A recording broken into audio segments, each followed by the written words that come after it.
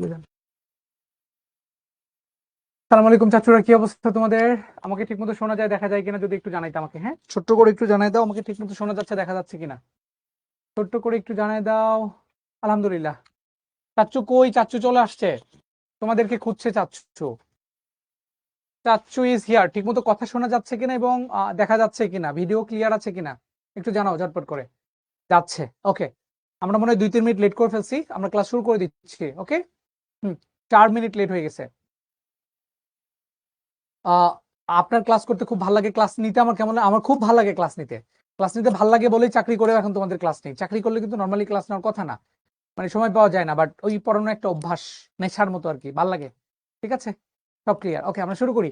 আজকে আমরা কি করব? আজকে আমরা বীজগাণিতিক রাশি করতেছিলাম, অর্থাৎ আমরা আমাদের বইয়ের 3 নাম্বার চ্যাপ্টার করতেছিলাম। 3 নাম্বার চ্যাপ্টার আজকে আমরা লাস্ট ক্লাস করব, অর্থাৎ পর্ব 3টা আমরা করব। ঠিক আছে, পর্ব 3টা আমরা করব। তো ফার্স্টে আমরা দেখব ভাগশেষ উপপাদ্য বাস্তব সমস্যা সমাধান, অর্থাৎ 3.4 এর কিছু ম্যাথ, 3.5 এর কিছু ম্যাথ আমরা দেখব। তো ফার্স্টে ভাগশেষ উপপাদ্য কি জিনিস এটা বোঝার জন্য আমরা নরমালি কি করব, এখানে একটা ফাংশন দেওয়া আছে, দেখো যে 6x² - 6x + 5, এটা একটা ফাংশন। ঠিক আছে, এই ফাংশনকে আমাদের বলা হয়েছে কি দ্বারা ভাগ করতে বলছে বলো তো দেখি? ভাগ করতে বলছে হচ্ছে x - 1 দ্বারা, অর্থাৎ এই 6x² - 7x + 5 এই জিনিসটাকে x - 1 দ্বারা ভাগ করে এটার ভাগফল কত হবে এটা চাইছে, ভাগশেষ কত হবে এটা চাইছে। তো ভাগ করা তোমাদের অনেকেরই মনে আছে, আবার অনেকেরই মনে নাই। যাদের মনে নাই তারা একটু ঝটপট করে দেখে নাও কিভাবে করে আসলে। ভাগের নিয়ম কি? এই যে এটা কি, 6x² - 7x + 5, এই জিনিসটাকে আমরা ভাগ করব কি দিয়ে? ভাগ করব x - 1 দ্বারা ভাগ করব। ঠিক আছে, ওকে। তাহলে x - 1 এর সাথে খেয়াল করি, এই যে x - 1 যেটা দেখতে পাচ্ছি, x মাইনাস, আমার প্রথমে যে 6x² এর দিকে তাকাইতে হবে। হ্যাঁ, তাহলে x - 1 এর সাথে কি গুণ করলে 6x² হবে? তাহলে দেখো 6x², 6 লাগবে একটা, যার কারণে 6 নিলাম। আর এখানে x আছে, x থেকে x² চাইতে চাইলে আমার x লাগবে একটা, অর্থাৎ 6x নিলাম। ভাগ করার নিয়ম কি? এই যে x - 1 দ্বারা কি করব, এই যে 6x² - 7x, এটাকে যদি ভাগ করি আমরা নরমালি 6x² এর দিকে তাকাবো। হ্যাঁ, কার দিকে তাকাবো? 6x² এর দিকে তাকাবো। তাইলে আমরা এই x থেকে আলটিমেটলি, হ্যাঁ, এই x থেকে 6x² পর্যন্ত আসতে চাচ্ছি, কি করতে হবে? 6 ছিল একটা, 6 নিতে হবে। আর এখানে x ছিল, x² যেতে চাচ্ছি, যার কারণে আরেকটা x নিতে হবে। ঠিক আছে, এখন এই 6x দিয়ে এটারে গুণ করলে যা হয় সেটা এখানে তুমি লিখে ফেলবা। তাহলে 6x দিয়ে x কে গুণ করলে হয় 6x², তারপরে প্লাস মাইনাসে মাইনাস, 6x দিয়ে 1 কে গুণ করলে হয় কত? 6x। বোঝা গেছে কিনা? বোঝা গেছে কিনা? তারপর আমরা কি করবো? এখানে একটা বিয়োগ, ভাগ করতে গেলে এখানে একটা চিহ্ন চেঞ্জ হয়ে যায়, এটা প্লাস ছিল এটা মাইনাস হয়ে যাবে, এটা মাইনাস ছিল এটা প্লাস হয়ে যাবে। ঠিক আছে, তারপরে কি করব? এটা মোকাবেলা হয়ে গেল, ক্যাটাগরি শেষ। এখন উপরে -7x আর এটা +6x, তাহলে আমাদের এখানে একটা কি আসবে বলো দেখি? দুইটার চিহ্ন যেহেতু আলাদা, তাহলে বিয়োগ হবে, বড়টার আগে যে চিহ্ন সেই চিহ্ন চলে আসবে, অর্থাৎ মাইনাস 7 থেকে 1 গেলে থাকে 6, অর্থাৎ -x। ঠিক আছে, এটা থেকে বিয়োগ করলে এটা আসে। আর এই যে +5 ছিল, এই +5টাকে এখানে নিয়ে আসো। ওকে, এখন তুমি কি করবা? এই x - 1 দ্বারা এটাকে ভাগ করবা। তাহলে x - 1, তাহলে x এর দিকে তাকাও, x থেকে -x পাইতে হবে। তাহলে x থেকে কিভাবে -x পাবে? একটা -1 নিলে, তাহলে -1 নাও, এই -1 দিয়ে এখন এটাকে গুণ করো। তাহলে -1 দ্বারা x কে গুণ করলে হয় -x, আর -1 আর -1 মাইনাস মাইনাসে +1 হয়ে গেল। হ্যাঁ, চিহ্ন চেঞ্জ করে দাও, মাইনাস আছে প্লাস হয়ে যাবে, প্লাস ছিল মাইনাস হয়ে যাবে, x আউট, 5 এর থেকে 1 বাদ গেলে থাকে 4। বোঝা গেল? বোঝা গেছে কিনা চাচ্চুরা আমাকে একটু ঝটপট জানাও তো, ভাগ বুঝছো কিনা? তাহলে এখানে ভাগফল কত বলো? ভাগফল কত? ওই যে ওইটা হচ্ছে ভাগফল, 6x - 1, এটা হলো ভাগফল। আর ভাগ শেষ কত? ভাগ শেষ কত? ভাগ শেষ হচ্ছে 4। বোঝা গেছে কিনা বলো? ও নিচে লিখে আছে দেখতে পাচ্ছি, ভাগফল হচ্ছে 6x - 1, ভাগ শেষ হচ্ছে 4। বোঝা গেছে?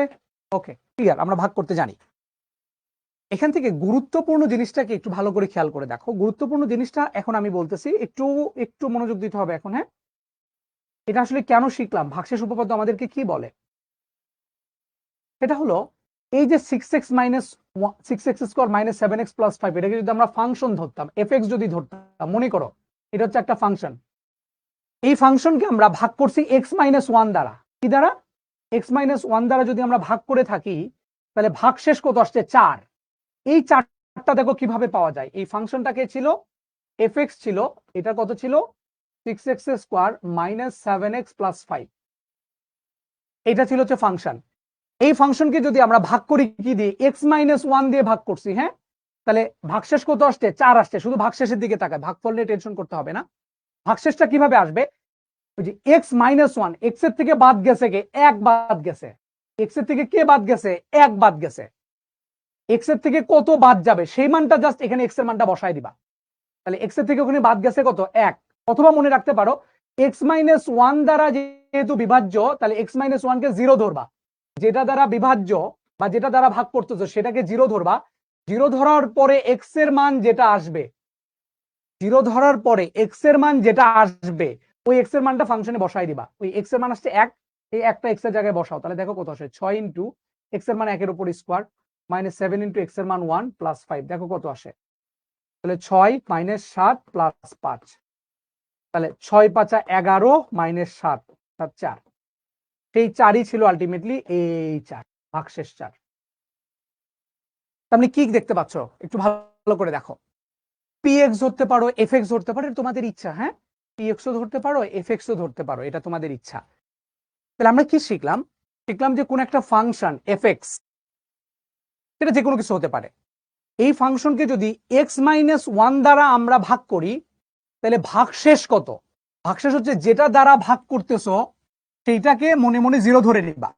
0 ধরে নিয়ে x এর মান বের করবা। যেটা দ্বারা ভাগ করতেছো ওটাকে মনে মনে 0 ধরে নিয়ে x এর মান বের করবা। x এর মান যত আসবে, 1 আসছে, 1টা যদি ফাংশনে বসায় দাও, তাইলে যে মানটা পাবা সেটা হচ্ছে ভাগশেষ। বোঝা গেছে? হ্যাঁ, এটা জেনারেল ম্যাথ। লামিয়া বলছে এটা কি জেনারেল ম্যাথ? হ্যাঁ, এটা জেনারেল ম্যাথ। ঠিক আছে, এটা হায়ার ম্যাথেও কাজে লাগে, এটা হায়ার ম্যাথেও লাগে, জেনারেল ম্যাথেও লাগে। তাহলে ভাগশেষ কি বোঝা গেছে? তাহলে কি আমরা বলতেছি, এফ অফ এক্স কে যদি আমরা x-1 দ্বারা ভাগ করি, তাহলে ভাগশেষ কত, ভাগশেষ হচ্ছে এফ অফ 1। তাহলে আমরা যদি একটা জেনারেল কথা বলতে চাই, দেখি বলতে পারো কিনা, f of x K x-a দ্বারা ভাগ করলে, a দ্বারা ভাগ করলে ভাগশেষ কত হবে দেখি বলো তো, ভাগশেষ কত হবে দেখি বলো, বলতে পারো কিনা। এফ অফ এক্স কে যদি x-a দ্বারা ভাগ করি, তাহলে ভাগশেষ কত, শুধু এ না, শুধু এ না, শুধু এ কিন্তু না, শুধু এ কিন্তু না, ভাগশেষ দেখো এখানে কি ছিল, x-1 দ্বারা ভাগ করলে কি 1 ভাগশেষ ছিল, 1 কি ভাগশেষ ছিল না, ওই 1টা ফাংশনে বসায় দিতে হবে, অর্থাৎ এফ অফ 1 ছিল। ঠিক আছে, কিন্তু এখানে তাহলে x-x এর মান এ আসতেছে, ওই এটা এই ফাংশনে বসায় দিতে হবে, অর্থাৎ ভাগশেষ হবে এফ অফ এ। ভাগশেষ হবে কত, এফ অফ এ। তাহলে আমাকে বলো তো দেখি, এফ অফ এক্স কে এক্স প্লাস এ দ্বারা ভাগ করলে ভাগশেষ কত, এ দ্বারা ভাগ করলে ভাগশেষ কত দেখি বলো, এফ অফ কত আসবে বলো, কত আসবে, এফ অফ এ হবে এটা, এক্স প্লাস এ দ্বারা যদি ভাগ করো তাহলে এফ অফ মাইনাস এ হবে, এইটাকে 0 ধরবা। এক্স প্লাস এ কে মনে মনে তুমি কি ধরবা, 0 ধরবা, তাহলে এক্স এর মান কত চলে আসবে, মাইনাস এ হবে। হ্যাঁ, মাইনাস এ হবে, তাহলে এফ অফ মাইনাস এ। এটা বোঝা গেছে কিনা আমাকে একটু ঝটপট জানাই দাও তো, এটা আমরা আশা করি বুঝতে পেরেছি কিনা, একটু ঝটপট জানাই।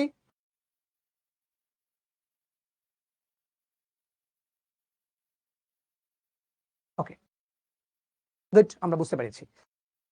এখন শোনো, এখন কথাটা হচ্ছে, এই ভাগশেষ যদি শূন্য হয়, খেয়াল করো, ভাগশেষের মান যদি শূন্য হয়, অর্থাৎ ভাগশেষ যদি না থাকে, ভাগশেষ যদি কি থাকে, ভাগশেষের মান যদি শূন্য হয়, তাইলে কি হবে দেখি বলো তো, এখানে যাও, এখানে, এই যে কোথায় ছিল, এখানে, এই ভাগশেষ যদি 0 চলে আসতো, ভাগশেষ যদি 4 না এসে ভাগশেষ যদি 0 আসতো, তাইলে কি হবে বলো তো। ভাগশেষ 0 আসা মানে কি, এই x-1 দ্বারা এই ফাংশনটা নিঃশেষে বিভাজ্য, ঠিক কিনা। ভাগশেষ যদি শূন্য হয়, তাহলে এই ফাংশনটা এই x-1 দ্বারা নিঃশেষে বিভাজ্য। নিঃশেষে বিভাজ্য মানে কি, এই ফাংশনটার একটা উৎপাদক হচ্ছে এইটা। তোমরা মনে হয় বোঝো নাই, আমি বলছি ভাগশেষ 0 যদি হয়, ভাগশেষ 0 হওয়া মানে কি, ভাগশেষ 0 হওয়া মানে হচ্ছে যে এই ফাংশনটা x-1 দ্বারা নিঃশেষে বিভাজ্য। নিঃশেষে বিভাজ্য মানে কি, যে ওইটা দ্বারা ভাগ করলে ভাগশেষ শূন্য হয়। নিঃশেষে বিভাজ্য মানে হলো তাহলে এই ফাংশনের একটা উৎপাদক হচ্ছে এইটা। একটা উৎপাদক কোনটা? এইটা। তাহলে আমরা এখন উল্টা কথাটা বলবো।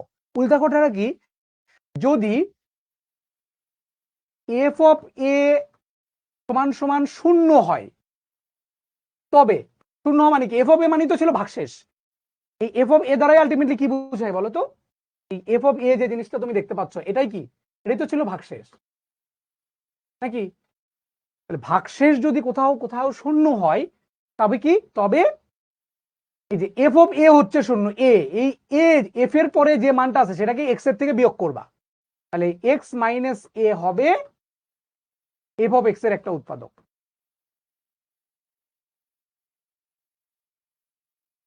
বুঝছো কিনা এটা একটু বলো। আমি আবারও বলি, ভাগশেষ হচ্ছে শূন্য। হ্যাঁ, ভাগশেষ যদি শূন্য হয়, তার জন্য ভাগশেষ শূন্য হইল, এফ অফ এ ভ্যালুটার জন্য শূন্য হইছে। ভাগশেষ শূন্য মানে কি, তাইলে অবশ্যই এই ফাংশনটা নিঃশেষে বিভাজ্য। কি দ্বারা নিঃশেষে বিভাজ্য? ওই এক্স মাইনাস যে মানের জন্য সেই মানটা এক্স এর থেকে বিয়োগ হবে। তাহলে এর জন্য ছিল, তাহলে ওই এটা এক্স থেকে বিয়োগ হবে, তাহলে এক্স মাইনাস এ দ্বারা ফাংশনটা নিঃশেষে বিভাজ্য। এক্স মাইনাস এ দ্বারা বিভাজ্য মানে কি, এক্স মাইনাস এ হচ্ছে ওই ফাংশনের একটা উৎপাদক। প্লাস থাকলে মাইনাস হবে, ইয়েস। মানে এখানে এ প্লাস এ যদি থাকে এক্স এর থেকে ওটা বিয়োগ হবে। আমি আরেকবার বলি, নিঃশেষে বিভাজ্য মানে কি বুঝছো? নিঃশেষে বিভাজ্য মানে কি জিনিস তোমাকে আমি একটু বুঝাই তাইলে। নিঃশেষে বিভাজ্য মানে কি, মনে করো একটা ফাংশন হচ্ছে x square minus 5x plus 6। মনে করো এটা একটা ফাংশন। এই ফাংশনকে যদি তুমি মিডল টার্ম করো, কত আসে? X square minus 3x minus 2x plus 6। Middle term তোমরা জানো, এক্স কমন গেলে চলে আসতেছে এক্স মাইনাস 3, মাইনাস 2 কমন গেলে চলে আসতেছে এক্স মাইনাস 3। তার মানে এক্স মাইনাস 3 আর এক্স মাইনাস 2। ব্যাপারটা তো এটাই।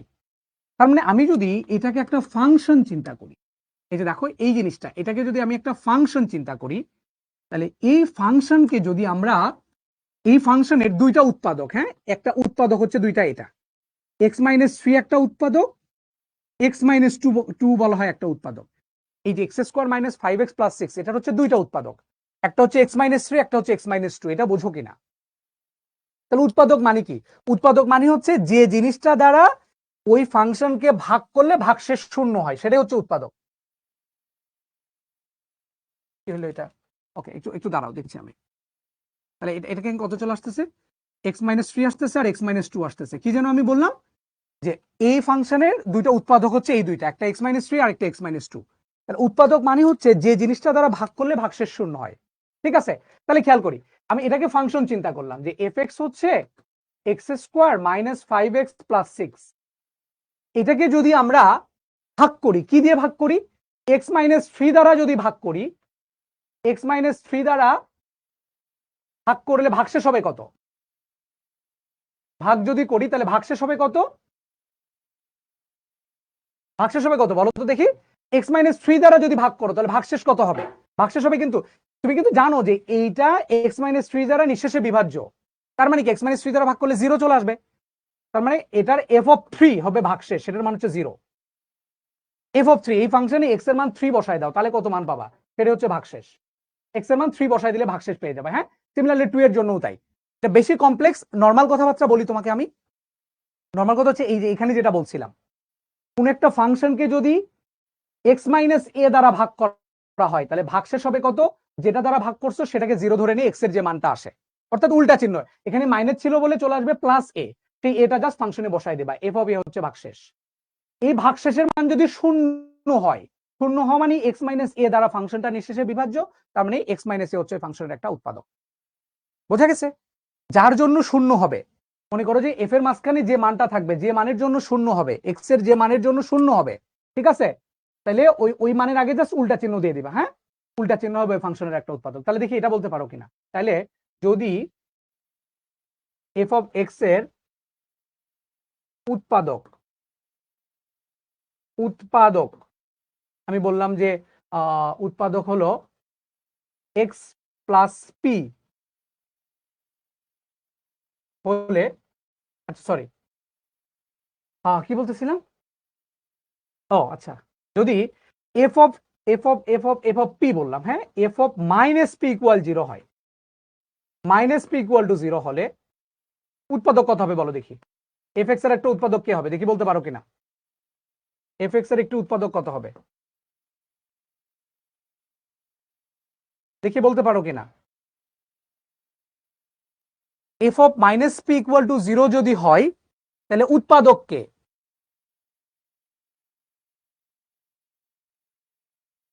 Minus p. তাহলে এক্স এর মান কত দেখি বলো তো দেখি, তুমি এটা নর্মাল সেন্সে চিন্তা করো। এক্স এর মান কত? মাইনাস পি বসাইছো না, তার মানে তুমি চিন্তা করবা x equal minus P, x এর মান তো মাইনাস পি, তার মানে এক্স প্লাস পি ইকুয়াল 0, শেষ।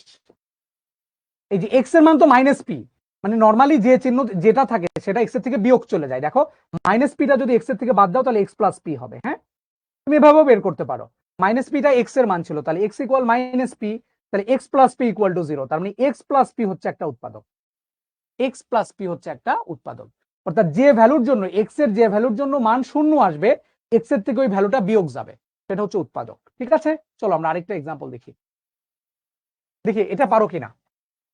যে এইটা একটা function x cube plus x square plus 10x minus 8, বলছে F of x K x minus 2 দ্বারা ভাগ করলে ভাগশেষ কত হবে দেখি, বলো তো ভাগশেষ কত হবে দেখি, বলো।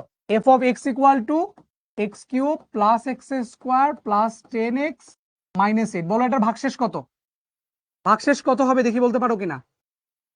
কি দ্বারা ভাগ করছো? এক্স মাইনাস 2 দ্বারা। তাহলে এক্স মাইনাস 2 কে 0 চিন্তা করো, তাহলে এক্স এর মান চলে আসবে কত? প্লাস 2। এই 2টা জাস্ট এক্স এর জায়গায় বসায় দাও, তাইলেই ভাগশেষ পেয়ে যাবা। এফ অফ 2 হচ্ছে ভাগশেষ। এফ অফ 2, শুধু 2 কিন্তু না, এফ অফ 2 হচ্ছে ভাগশেষ, এফ অফ 2। তাহলে এক্স এর জায়গায় 2 বসায় দাও। হ্যাঁ, যা আসবে তাই। কত আসে দেখো তো, 2 এর উপর কিউব মানে 8, 2 এর উপর স্কোয়ার মানে 4, আর 10 দুগুণ 20 মাইনাস 8, কত আসে এটা? 8 4 12, 12 আর 20 কত হয়? 8 4 12 আর 20 হচ্ছে 32, 32 মাইনাস 8, তার মানে 24 মনে হয় নাকি? এই আনসার, এটাই হচ্ছে ভাগশেষ। 24 কিনা বলো তো? 24, ইয়েস 24, ইয়েস। এখন আমাদেরকে বলছে ভাগশেষ উপপাদ্যের মাধ্যমে উৎপাদকে বিশ্লেষণ করো। এখন এই ভাগশেষ উপপাদ্য আমরা কেন ইউজ করব?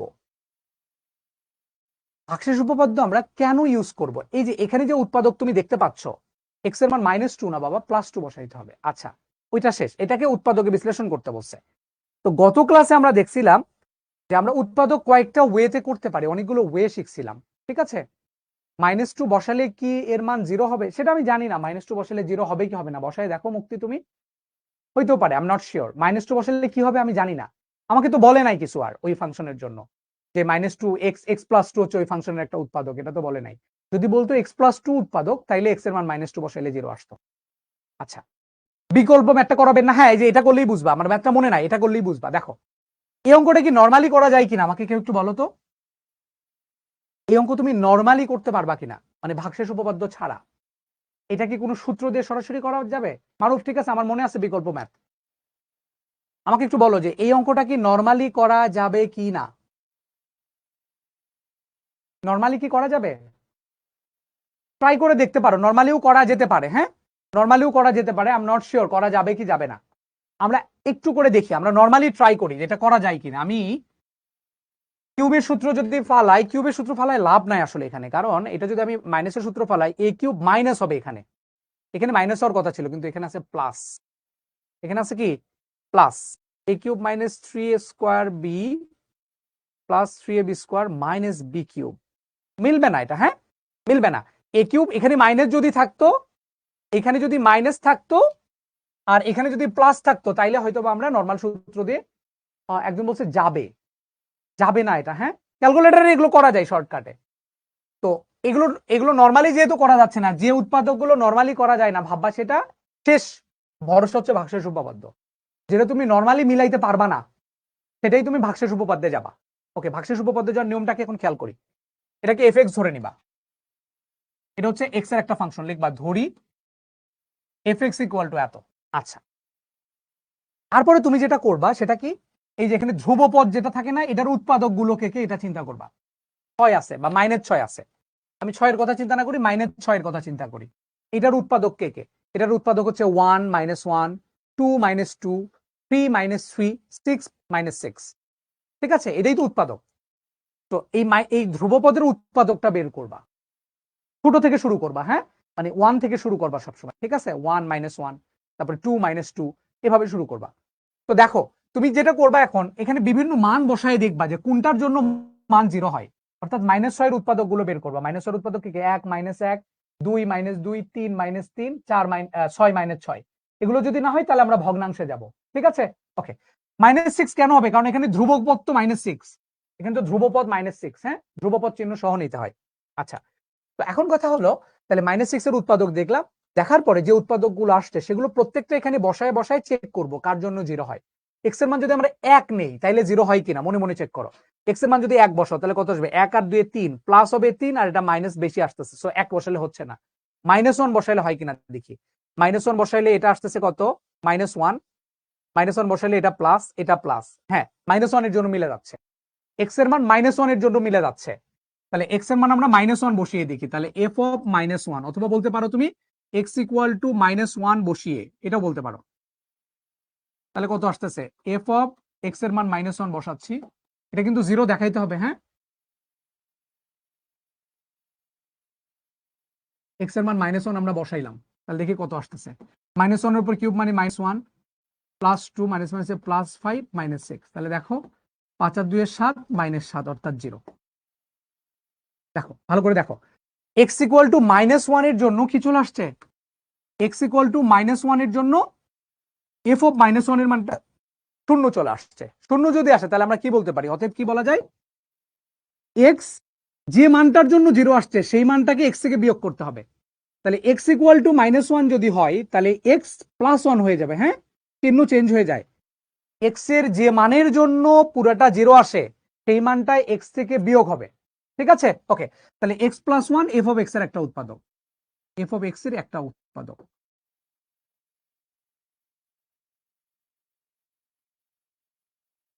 অনেকে বলতেছে x+2 হবে, হতে পারে, মানে একটা জিনিসের উৎপাদক, এখানে তো উৎপাদক আসবে 3টা, এই যে কিউব আছে মানে এটার উৎপাদক আসবে 3টা মেইনলি। ঠিক আছে, 2 দিলেও হয়, হতে পারে। তুমি ছোট থেকে শুরু করবা, 1 দিয়ে শুরু করবা, তারপরে 1 না হলে -1 এ যাবা, এই দুটো যদি না হয় তারপরে 2 তে যাবা, তারপরে -2 তে যাবা। 2 বসালেও হতে পারে, কোনো সমস্যা নাই, 2 বসালেও হবে, বাট 1 -1 দিয়ে স্টার্ট করবা। ঠিক আছে, 1 -1 দিয়ে স্টার্ট করবা। অনেকজন আবার বলতেছে আবার বুঝান, আবার বুঝাই, শোনো। এই যে ফাংশনটা ছিল, তুমি মনে মনে চিন্তা করে দেখবা এক্স এর কোন মানের জন্য এটার মান 0 হয়। 1 থেকে শুরু করবা, তারপরে সামনের দিকে আগাবা, 1 -1 2 -2 3 -3, ঠিক আছে, এভাবে যাবা। ওকে, তাহলে আমরা দেখলাম যে এক্স এর মান 1 বসালে 0 হচ্ছে না, -1 এর জন্য 0 হচ্ছে। এখন যদি তুমি বলো কিভাবে বুঝবো -1 এর জন্য 0 হয়, ওই যে বসায় দেখতে হবে, হ্যাঁ, মনে মনে বসায় দেখতে হবে, এইটুকু তোমাকে শিখতে হবে। ওকে, এটা কঠিন না, এটা অনেক ইজি। মানে যে অঙ্কগুলো যে উৎপাদক নর্মালি না হয় সেটা এই নিয়মে হবেই, কনফার্ম। ঠিক আছে, তাহলে এক্স এর মান -1 এর জন্য মানটা চলে আসছে এখানে 0, তাহলে -1 যেহেতু, তাহলে -1টা এক্স এর থেকে মাইনাস হবে, তাহলে x+1 হবে এফ অফ এক্স এর একটা উৎপাদক। ওকে, ঠিক আছে। এর পরের অঙ্কটা হচ্ছে মজা, মজাটা হচ্ছে এর পরের শুরু অঙ্কটা দেখো, তারপরে নিয়মটা কি খেয়াল করি। আমার এখানে জায়গা কম, তারপর আমি লিখছি। এখন তারপরে কি করবা? তারপর নিয়ম হচ্ছে ফাংশনটাকে লিখে নিবা, x³ + 2x² -5x -6, এটা লিখে নিলা। ওই যে ফাংশন যেটা ছিল এফ এক্স ছাড়া বাকিটা লিখে নিবা। লিখানোর পরে তারপরে যেটা করতে হবে, তোমাকে এক লাইন গ্যাপ দিবা, পরের লাইনে তুমি লিখবা, কি লিখবা? ওই যে উৎপাদকটা কে ছিল, x+1, তাহলে ওই x+1টা আমরা আসলে লিখবো, x+1। তাহলে ওইটা লেখার পরে এক লাইন ফাঁকা রাখবো, তারপরে দ্বিতীয় লাইনে আমরা লিখতেছি x+1। কয়বার লিখবো? এখানে x এর পাওয়ার কত আছে? 3, তাহলে আমরা মোটামুটি 3বার লিখবো, হ্যাঁ, x+1 লিখছি, আরেকটু ফাঁকা দিয়ে x+1 লিখবো, আর একটু ফাঁকা দিয়ে x+1 লিখবো। x+1 কে ফাঁকা ফাঁকা করে আমরা 3বার লিখে ফেললাম। ওকে, ঠিক আছে। তারপরে আমরা গুণ করে করে এখন মিলাবো, এখন এখানে কিছু একটা নিব, নিয়ে গুণ করে করে এটা মিলাবো আমরা, হ্যাঁ, খেয়াল করি। তাহলে আগে প্রথম x³ মিলানোর ট্রাই করি। x³ মিলানোর জন্য তাহলে এখানে কি নিতে হবে? x থেকে x³ মিলানোর জন্য x² নিতে হবে, তাহলে x² আমরা নিলাম। এখন এই x² দিয়ে এটাকে গুণ করে যা হবে সেটা লিখে ফেলবা। x² দিয়ে x কে গুণ করলে আসবে x³, আবার x² দিয়ে 1 কে গুণ করলে হবে x²। ওকে, দেখো এই যে x³ আমরা এখানে পেয়ে গেছি, x³ এর কাজ শেষ, x³ মিলে গেছে। তারপরে টার্গেট কি এখন 2x² মিলানো, অর্থাৎ দুইটা x² মিলাইতে হবে। একটা x² আমি পেয়ে গেছি, আমার আরেকটা x² দরকার। আমার x² দরকার কয়টা? আরে একটা x² দরকার। তাহলে আমি এই x এর সাথে এমন একটা জিনিস নিতে হবে যেন আরেকটা x² আমি পাই, তাহলে অবশ্যই +x নিতে হবে। তাহলে +x এর সাথে x গুণ করলে কত হয়? +x², আবার এক্স দ্বারা 1 কে গুণ করলে হয় এক্স কে এক্স। এখন খেয়াল করে দেখো, এই এক্স স্কোয়ার 2x² মিলে গেছে, এই দুইটা মিলে 2x²। ওকে, আমার 2x² পর্যন্ত কাজ শেষ। এরপরে আসো তুমি দেখো, এখন -5x মিলাইতে হবে। এখানে আছে আমার +x, অর্থাৎ এখানে দরকার আমার -5টা, কিন্তু আমি পেয়ে গেছি +1টা। এই জন্য আমরা কি করবো, এখানে একটা -6x আনতে হবে। তাইলে এই জন্য -6 এখানে একটা নিয়ে নিলাম, তাহলে -6x হয়ে গেল, আর প্লাস মাইনাসে -6 হয়ে গেল। তাহলে খেয়াল করে দেখো, x আর -6 হলে -5x হয়, আর এখানে -6, দেখো মিলে গেছে। তারপরে এখানে লিখে ফেলো এখন, তাহলে x+1 কমন নাও, আর x² + x - 6, এটাই হলো অ্যান্সার। এটা কি x² + x - 6 এটাকে কি ভাঙা যায়? x² + x - 6 কি আর ভাঙা যায়? x² + x - 6 কি ভাঙা যায়? একটু দেখি তো। x² 5 আর 1 6 দিয়ে কি হয়? +5x, হ্যাঁ মনে হয় হচ্ছে নাকি? হয় -6 নাকি? +5x + 6x, হয়তো মনে হচ্ছে, হ্যাঁ হয় নাকি? x² + x - 6 হলো না? তাহলে এই -6 কে আবার ভাঙো তো, কত আসে? -6, 6 কে 6, 6 - 1, 6 - 1 মানে তো 5। কি লিখতেছি আমি এটা? তাহলে এটা 5x মিলানোর জন্য হয় না তো, হ্যাঁ 6 কে 6 হয় না, 3 আর 2 6, তাহলে আমরা হয় না। এটা কি আর হয় বলো তো আমাকে একটু? x² + x - 6 কি হয়? x² + x - 6 হয় কিনা আমাকে একটু জানাও। x² + x - 6 হয় কিনা? x² + x - 6 হয় কিনা? ও হয়তো 2 আর -3, হ্যাঁ হয়। যদি হয় তাহলে করবা, 2 আর -3 হয়, হ্যাঁ তারপরে মিডল টার্ম করবা। তাহলে x² + 3x - 2x - 6 হলে করবা, হ্যাঁ x+1 হয়। তাহলে x কমন গেলে x+3, -2 কমন গেলে x+3, তাহলে এখানে চলে আসতেছে x+1, x+3, x - 2, এটাই হচ্ছে অ্যান্সার। হ্যাঁ, x+1, x+3 আর x - 2 হচ্ছে answer. Yes, x+1, x+3, x - 2 হচ্ছে অ্যান্সার। এখানে আমি x এর মান -1 এর জন্য বসাইছিলাম। x এর মান -1, এটা আসছিল, x এর মান -1 কিন্তু এটার জন্য আসছিল, হ্যাঁ এটার জন্য। তুমি চাইলে কিন্তু x এর মান -3ও বসাইতে পারতা, তাইলেও কিন্তু 0 আসতো। +2ও বসাইতে পারতা, তাইলেও কিন্তু 0 আসতো। এখান থেকে দেখা যাচ্ছে -3 এর জন্য 0 আসতো, +2 এর জন্য 0 আসতো। যেটা ইচ্ছে সেটা তুমি বসাইতে পারো। তাহলে আমি আরেকবার বলি, ফাংশন যেটা দেয়া থাকবে, এই ফাংশনের ধ্রুব পদের দিকে তাকাবো। ধ্রুব পদের নরমাল উৎপাদকগুলো 1 - 1, 2 - 2, 3 - 3, নরমালি 1 2 3 এর মাঝখানে হয়ে যায়। আমাদের বইয়ের দুইটা অঙ্ক এক্সেপশন আছে, যেখানে হাফ 1/4 বসানো লাগে। যাই হোক, কনস্ট্যান্টের জন্য 1 - 1, 1 থেকে শুরু করব। কোন মানের জন্য ফাংশনের মানটা শূন্য হয় এটা আমরা চেক করব। যে মানের জন্য শূন্য এটা দেখাবো। তারপরে x এর মান দেখলাম -1 এর জন্য শূন্য আসছে, তো x+1 হবে উৎপাদক। তারপরে ফাংশনটা লিখবো, এক লাইন ফাঁকা রাখবো, তারপরে উৎপাদকটাকে লিখবো। উৎপাদক কয়বার লিখবো? এখানে কিউব ছিল বলে 3বার লিখছি। এটা কিন্তু কোনো নিয়ম না, নরমালি মিলানোর জন্য যতবার লাগে ততবার, বাট ম্যাক্সিমাম ক্ষেত্রে এটা মিলে যায়। কিউব ছিল বলে 3বার, স্কোয়ার থাকলে 2বার, যদি এখানে 4 থাকতো 4বার লিখালাম, মিলে যায় নরমাল। ঠিক আছে, এটা কিন্তু কোনো রুলস না, কোথাও হয়তো বা কমও লাগতে পারে এক্সেপশনাল কোনো অঙ্কে। তারপরে এখানে গুণ করে করে আলটিমেটলি আমরা মিলাবো। ঠিক আছে, ওকে। এইটা আমরা একটু উৎপাদকে বিশ্লেষণ করি। তাইলে এফ অফ এ দেখতে পাচ্ছি এখানে, এফ অফ এক্স না, এখানে এফ অফ এ দেওয়া আছে। তাহলে এফ অফ এটা আমরা লিখে ফেলি। এফ অফ এ কত? a³ -9 plus a+1 whole cube. এখানে কনস্ট্যান্ট কে? এখানে কনস্ট্যান্ট কিন্তু -9, হ্যাঁ। এই -9 এর উৎপাদক কে? 1 - 1 3 -3 9 -9, হ্যাঁ ঠিক আছে। তো আমরা কি করবো এখানে? এ এর মান, এখানে কিন্তু এক্স নাই, চলো এখানে এর কোন মানের জন্য পুরাটার মান 0 আসবে দেখি, আমাকে কেউ একটু ক্যালকুলেশন করে বলো। এ এর মান কত হলে এই পুরাটার মান 0 চলে আসবে, বলতে পারো কিনা দেখি। কত হইলে পুরাটার মান 0 চলে আসে? এর মান, আমি বলছি প্রথম 1 দিয়ে শুরু করবা। এর মান কত হলে 0 চলে আসে? 1 নাকি -1? 3 বসাইলে 0 আসে?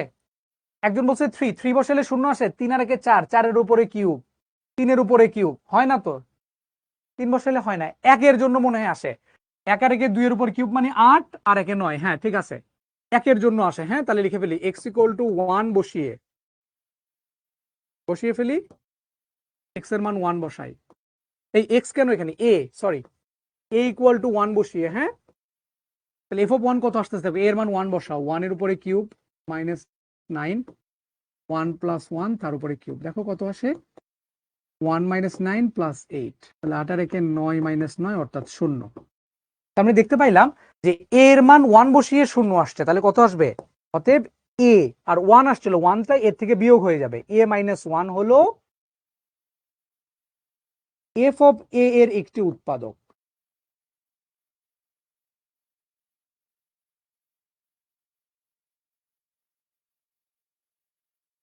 a মাইনাস 1 হলো f অফ a এর একটি উৎপাদক, বোঝা গেছে? ওকে, আচ্ছা, a মাইনাস 1 হলো f এর একটা a মাইনাস 1, a এর মান 1 বসাইতে হবে। তাহলে এখন আমাদের কাজ কি, এটা লিখে ফেলবো a cube minus 9 plus a plus 1 whole cube. আমাদের নিয়মটা হচ্ছে a প্লাস 1 হোল কিউবকে রাখা আমার ঠিক না, এটাকে কিউবের সূত্র দিয়ে ভেঙে ফেলা উচিত আর কি, হ্যাঁ ভেঙে ফেলি আমরা। তাহলে a প্লাস বি হোল কিউবের formula a cube plus 3a square B plus 3ab square plus B cube. তাহলে এখানে আসতেছে a কিউব 2a কিউব আর 3a square plus 3a minus 8 আর কি আসতেছে, হ্যাঁ 2a cube plus 3a square plus 3a minus 9 আর প্লাস 1 মাইনাস 8। এখন আমরা কি করব, এটা ভালো ফর্মে চলে আসছে, নিয়ম এভাবে লেখা, তোমরা জানো এই রাশিকে এভাবে লিখতে হয়, প্রথম বড় পাওয়ার তারপরে এক এক করে কমবে আর কি, হ্যাঁ আচ্ছা কত ধরলে জিরো হবে সেটা বের করার কোনো শর্টকাট আছে? আছে জাওয়াদ, আমি একটু পরে বলবো। কত ধরলে জিরো হয় এটা বের করার একটা শর্টকাট আছে, আমি একটু পরে বলবো। আচ্ছা তারপরে কি করব, আমরা এটা লিখে ফেলছি, ভালো করে লিখে ফেলবো, বড় পাওয়ার থেকে ছোট পাওয়ার পর্যন্ত যাব। তারপরে আমরা এখানে এটা দিয়ে দিলাম, দেওয়ার পর আমরা কি করব, এক লাইন ফাঁকা দেওয়ার পরে যে a মাইনাস 1 কে লিখবো, কতবার লিখবো, কিউব যেহেতু আছে এখানে তাহলে 3 বার লিখলে হয়ে যাওয়ার কথা, না লাগলে আমরা আরেকবার লিখবো, ঠিক আছে। এখন আমরা গুণ করে করে মিলাবো, হ্যাঁ এখন আমরা কি করে করে মিলাবো, গুণ করে করে। 2a কিউব দরকার, তাহলে কি দ্বারা গুণ করতে হবে, 2a দিয়ে গুণ করতে হবে, তাহলে 2 এর সাথে a গুণ করলে হয় 2a কিউব, গুণ করে যা হয় লিখে নিবা মাইনাস 2a। ভাই কি করলাম আমরা, বোকা হয়ে গেলাম নাকি আমি, হ্যাঁ 2 এর সাথে a গুণ করলে নাকি 2a কিউব হয়, চিন্তা করছো? তাহলে এখানে এ ছিল, এ থেকে 2a কিউব পাওয়ার জন্য 2a স্কোয়ার নিতে হবে, 2a স্কোয়ার নিতে হবে, তিনটা এ লাগবে, এখানে একটাই আছে তাহলে দুইটা লাগবে, তাহলে গুণ করি 2a cube minus 2a square, গুণ করা শেষ, এটা মিলে গেছে। এখন মিলাইতে হবে প্লাস 3a স্কোয়ার, আমরা এখানে পাইছি কত, মাইনাস 2a স্কোয়ার পাইছি, তাহলে প্লাস 3 মিলানোর জন্য আমাকে প্লাস 5 আনতে হবে, তাহলে এখানে প্লাস 5a নিলাম, তাহলে 5a স্কোয়ার চলে আসবে, তাহলে প্লাস 5a স্কোয়ার আর প্লাস মাইনাসে মাইনাস 5a, তাহলে দেখো এই যে মাইনাস 2a স্কোয়ার আর প্লাস 5a স্কোয়ার মানে প্লাস 3a স্কোয়ার, এটাও মিলে গেছে। ওকে, এরপর এটা কি, প্লাস 3 আমাদের আনতে হবে, এখানে মাইনাস 5a পাইছো, তাহলে মাইনাস 5 থেকে কত কি করলে প্লাস 3 আসে, প্লাস 8 বানাইতে হবে, যার কারণে প্লাস 8 নিয়ে নাও এখানে, তাহলে প্লাস 8 এ মাইনাস 8, দেখো মিলে যাবে, সুন্দর মিলে যাবে। তাহলে এখানে চলে আসতেছে a মাইনাস 1 আর 2a square plus 5a plus 8। এটাকে মিডল টার্ম করা যায় কিনা একটু দেখো তো, 2a square plus 5a plus 8 কে মিডল টার্ম করা যায় কিনা, 8 দু কোনো 16, 16 4 4 16, 8 দু কোনো 16 হয় না, তো এটাকে মিডল টার্ম করা যাবে না, এটাই হবে অ্যান্সার, ঠিক আছে। ওকে, বোঝা গিয়েছে কিনা? আচ্ছা এখন আসে শর্টকাটে, যে কোনটার জন্য কত দ্বারা গুণ করলে ওই যে এর মান কত বসাইলে ওইটার মান 0 হবে, এটা বের করার নিয়ম কি? বের করার নিয়ম হচ্ছে, তোমরা সমাধান করতে পারো ফাংশনটা নাকি, এই ফাংশনটাকে সমাধান করতে বললে কি পারতা নাকি? আমি যদি তোমাকে বলতাম 2a cube plus 3a square plus 3a minus 8 equal 0 সমান সমান হচ্ছে 0, এইটা যদি 0 হয় তাহলে এখানে a এর মান কত, এটা কি বের করতে পারতা কিনা, এটা আগে আমাকে বলো, এটা পারো কিনা ক্যালকুলেটরে, এটা সমাধান করতে পারো কিনা ক্যালকুলেটরে? ওই যে ওই সবুজ সবুজ যেটা লিখছি এখানে a এর মান 3টা হবে, যেহেতু পাওয়ার 3 আছে 3টা হবে, 3টার মধ্যে তিনটা বাস্তব হতে পারে, একটা বাস্তব দুটা জটিল হতে পারে, কথা হচ্ছে যে এইটা তোমরা ক্যালকুলেটরে সলভ করতে পারো কিনা। ওকে, যারা পারো না তারা অবশ্যই আমাদের পেজ থেকে ক্যালকুলেটরের ভিডিও আছে তোমাদের তাল ভাইয়ার, হ্যাঁ ক্যালকুলেটরের ভিডিওটা দেখে নিবা কিভাবে এটা সলভ করে, এটা তোমাদের জানা ফরজ, ক্লাস 10 এ উঠছো এখন, এসিটা একটু কমাই দেন না ভাই, গরম লাগতেছে। কি বলছি, এটা জানা ফরজ ক্যালকুলেটরে কিভাবে দ্বিঘাত ত্রিঘাত সমীকরণ সমাধান করে, এক্স ওয়াই এর মান কিভাবে বের করে, একঘাত সমীকরণ সমাধান করে, এটা তোমাদের জানা ফরজ, এটা দেখে নিবা। ঠিক আছে, তার মানে এটা যারা পারো না তাদের জন্য আমার ক্লাস কিন্তু আজকেরটা, মানে আমি এখন যা করব এই এতটুকু হচ্ছে তার জন্য না, যে পারে আমি তার জন্য। ঠিক আছে, আর যারা পারো না শিখে নিবা, কারণ এরপরের ক্লাসগুলোতে এটা আমার খুব লাগবে।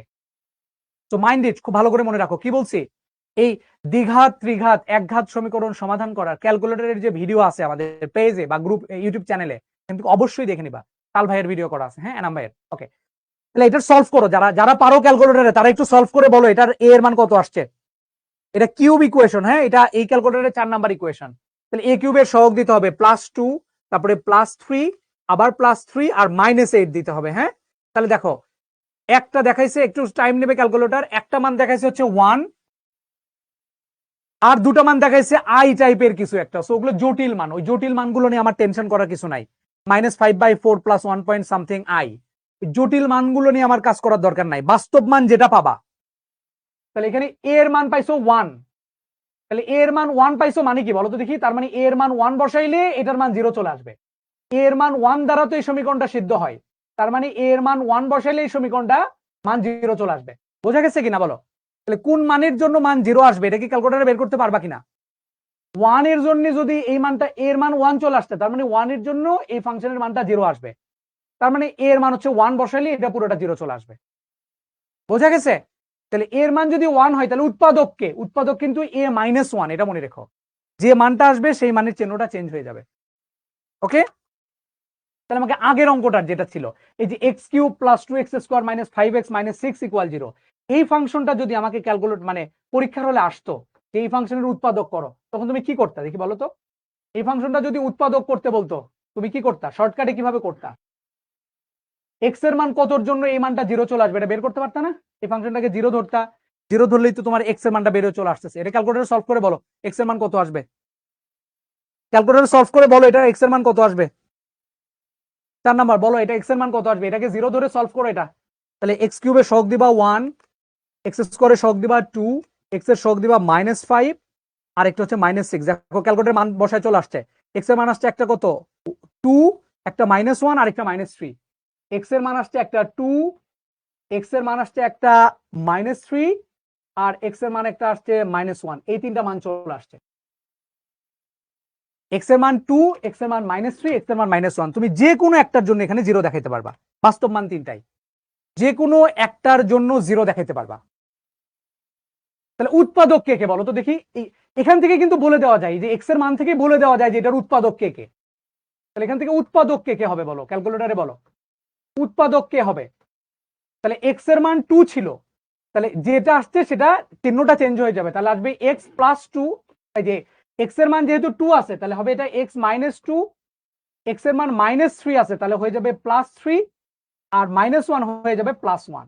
এটাই হচ্ছে উৎপাদক। দেখো এটাই কিন্তু অ্যান্সারে আসছিল, মানে তুমি উৎপাদক কত হবে এটা ক্যালকুলেটর সলভ করে বলে দিতে পারবা, শুধু চিহ্নটা চেঞ্জ হয়ে যাবে। বাস্তব মানের গুলোর জন্য এটা বলতে পারবা, কিন্তু যদি ওই আই সংবলিত মান আসে তখন কিন্তু বলতে পারবা না। তাহলে শর্টকাটে উৎপাদক বের করার প্রসেসটা কি বুঝতে পারছো? ক্যালকুলেটর হাতে থাকলে উৎপাদক কি শর্টকাটে বের করতে পারবা? এক্স তো তোমার ক্যালকুলেটরে উঠানোর দরকার নাই ফারহান, শিখে নাও আগে, হ্যাঁ তারপরে এসো। আমার তো শুধু -3 আসে, তারপরে ইকুয়ালে আবার চাপ দাও, যার -3 আসছে না রোকসানা, তারপরে ইকুয়ালে আবার চাপ দাও, তাইলেই হবে। বুঝতে পারি নাই, আরেকবার বলি, ক্যালকুলেটরে এটাকে সমাধান করবা, এটাকে 0 ধরে ক্যালকুলেটরে সমাধান করে এক্স এর মান 2 আসছে, -3 আসছে, -1 আসছে, যদি এই প্রসেসে যাও তাহলে এক্স এর মান যে কোনো একটা বসাইলেই মান 0 দেখাইলেই হবে। আচ্ছা, এখন শর্টকাট প্রসেস কি, একবারে যদি অঙ্কটা এমসিকিউতে আসতো তাহলে একবারে কিভাবে বুঝবা যে এটার উৎপাদক কে কে, মানে এটাকে ভাঙলে কি কি পাওয়া যাবে, কোন জিনিসগুলোর গুণফল করলে এটা আসবে। এর জন্য এক্স এর মানগুলো বের করবা, 2, -3 আর -1। তাহলে এক্স এর মান 2 আসছে, তাহলে এটার উৎপাদক কত হবে, যেটা আসে চিহ্ন চেঞ্জ হয়ে যায়, x - 2 হবে। এক্স এর মান -3 আসছে, তাহলে -3 এর উল্টা চিহ্ন +3, তাহলে x +3 হবে। এক্স এর মান -1 এর জন্য +1 হবে। অপশন টেস্ট ইয়াস, ঠিক আছে। পাওয়ার 4 এর জন্য করা যায় ex ক্যালকুলেটর যেটা, সেটাতে পাওয়ার 4 করা যায়, পাওয়ার 4 পর্যন্ত সলভ করা যায়। নতুন ক্যালকুলেটর যেটা মার্কেটে ex, সেটাতে ক্যালকুলেটরে করা যায়, কিন্তু es বা ms এ x⁴ করতে পারবে না, ঠিক আছে। ওই যে জুবাইর বলছে আপনার ওই আর আপনার ক্লাসের আগা মাথা কিছুই বুঝি না, এটা জুবাইর বলছে। জুবাইরকে তোমরা কিছু জানাও, ওকে ওকে কিছু একটা বলো, ঠিক আছে?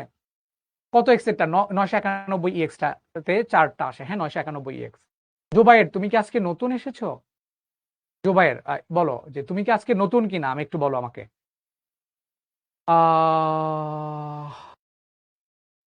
জুবাইর আমি বুঝবো কখন, মানে তুমি যদি নর্মালি না করতে পারো তাহলেই ভাববা ভাগশেষ উপপাদ্যে যেতে হবে তোমাকে। তুমি নর্মালি যদি না করতে পারো, মানে সূত্রে ফালাইতে পারতেছো না, তখনই ভাববা তুমি ভাগশেষ উপপাদ্যে যাবা। মানে কোনো নিয়মে যদি কোনো অঙ্ক না হয় ভাগশেষ উপপাদ্যতে হতেই হবে, এটা শিওর থাকো, হতেই হবে। মাহবুব বুঝে ফেলছো? নর্মাল নিয়মে না করতে গেলেই ভাগশেষ উপপাদ্যে চলে যাবা, ঠিক আছে? ওকে ওকে, তাহলে আমরা এখন কোথায় যাব? আমি তোমাদেরকে এখন একটা ছোট্ট কোশ্চেন দেই, দেখি এটা তুমি আমাকে অ্যান্সার দিতে পারো কিনা, দেখি দেখি পারো কিনা। দিলাম এক্স স্কোয়ারই দিলাম, হ্যাঁ, মাইনাস 7x প্লাস 10 এর উৎপাদক কে? মনে করো এরকম অপশনে দেওয়া আছে x মাইনাস 3,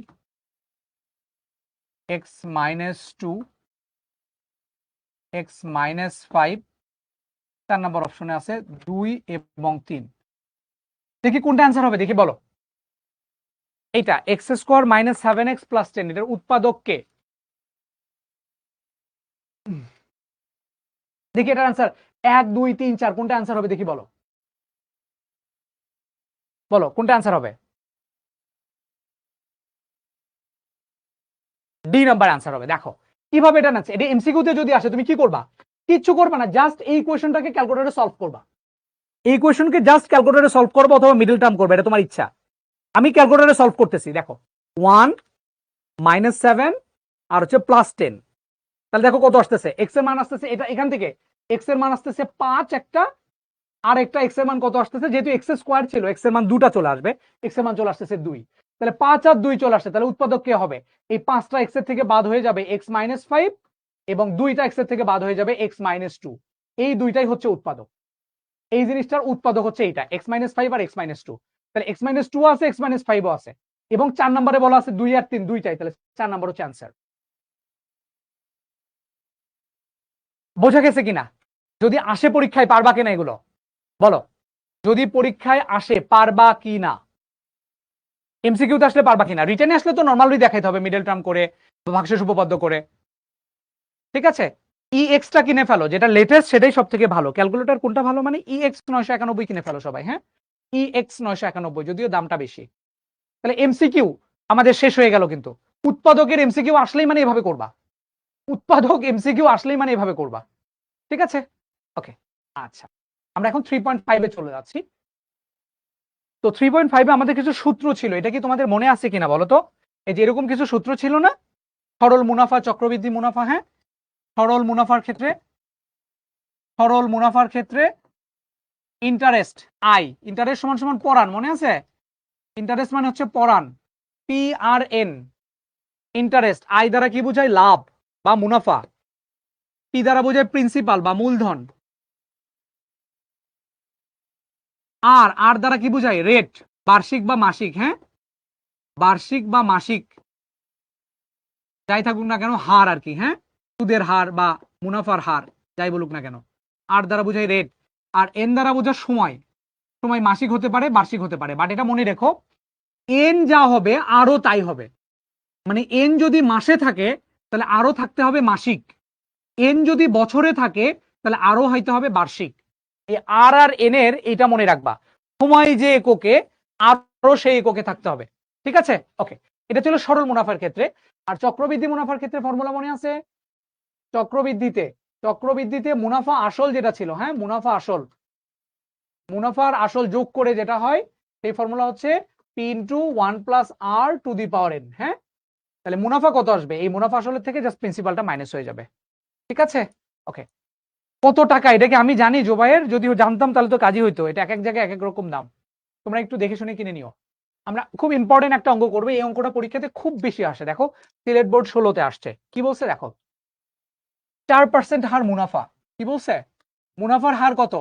4% হার মুনাফায়, অঙ্কটা আমার কাছে একটু খারাপ লাগতেছে, কারণ অঙ্কটা ভালো মতো আমার কাছে মনে হচ্ছে ইউনিট দেয়া নাই। 4% হার মুনাফায় কোন টাকার 2 বছরের সরল মুনাফা ও চক্রবৃদ্ধি মুনাফার পার্থক্য 1 টাকা হলে মূলধন কত?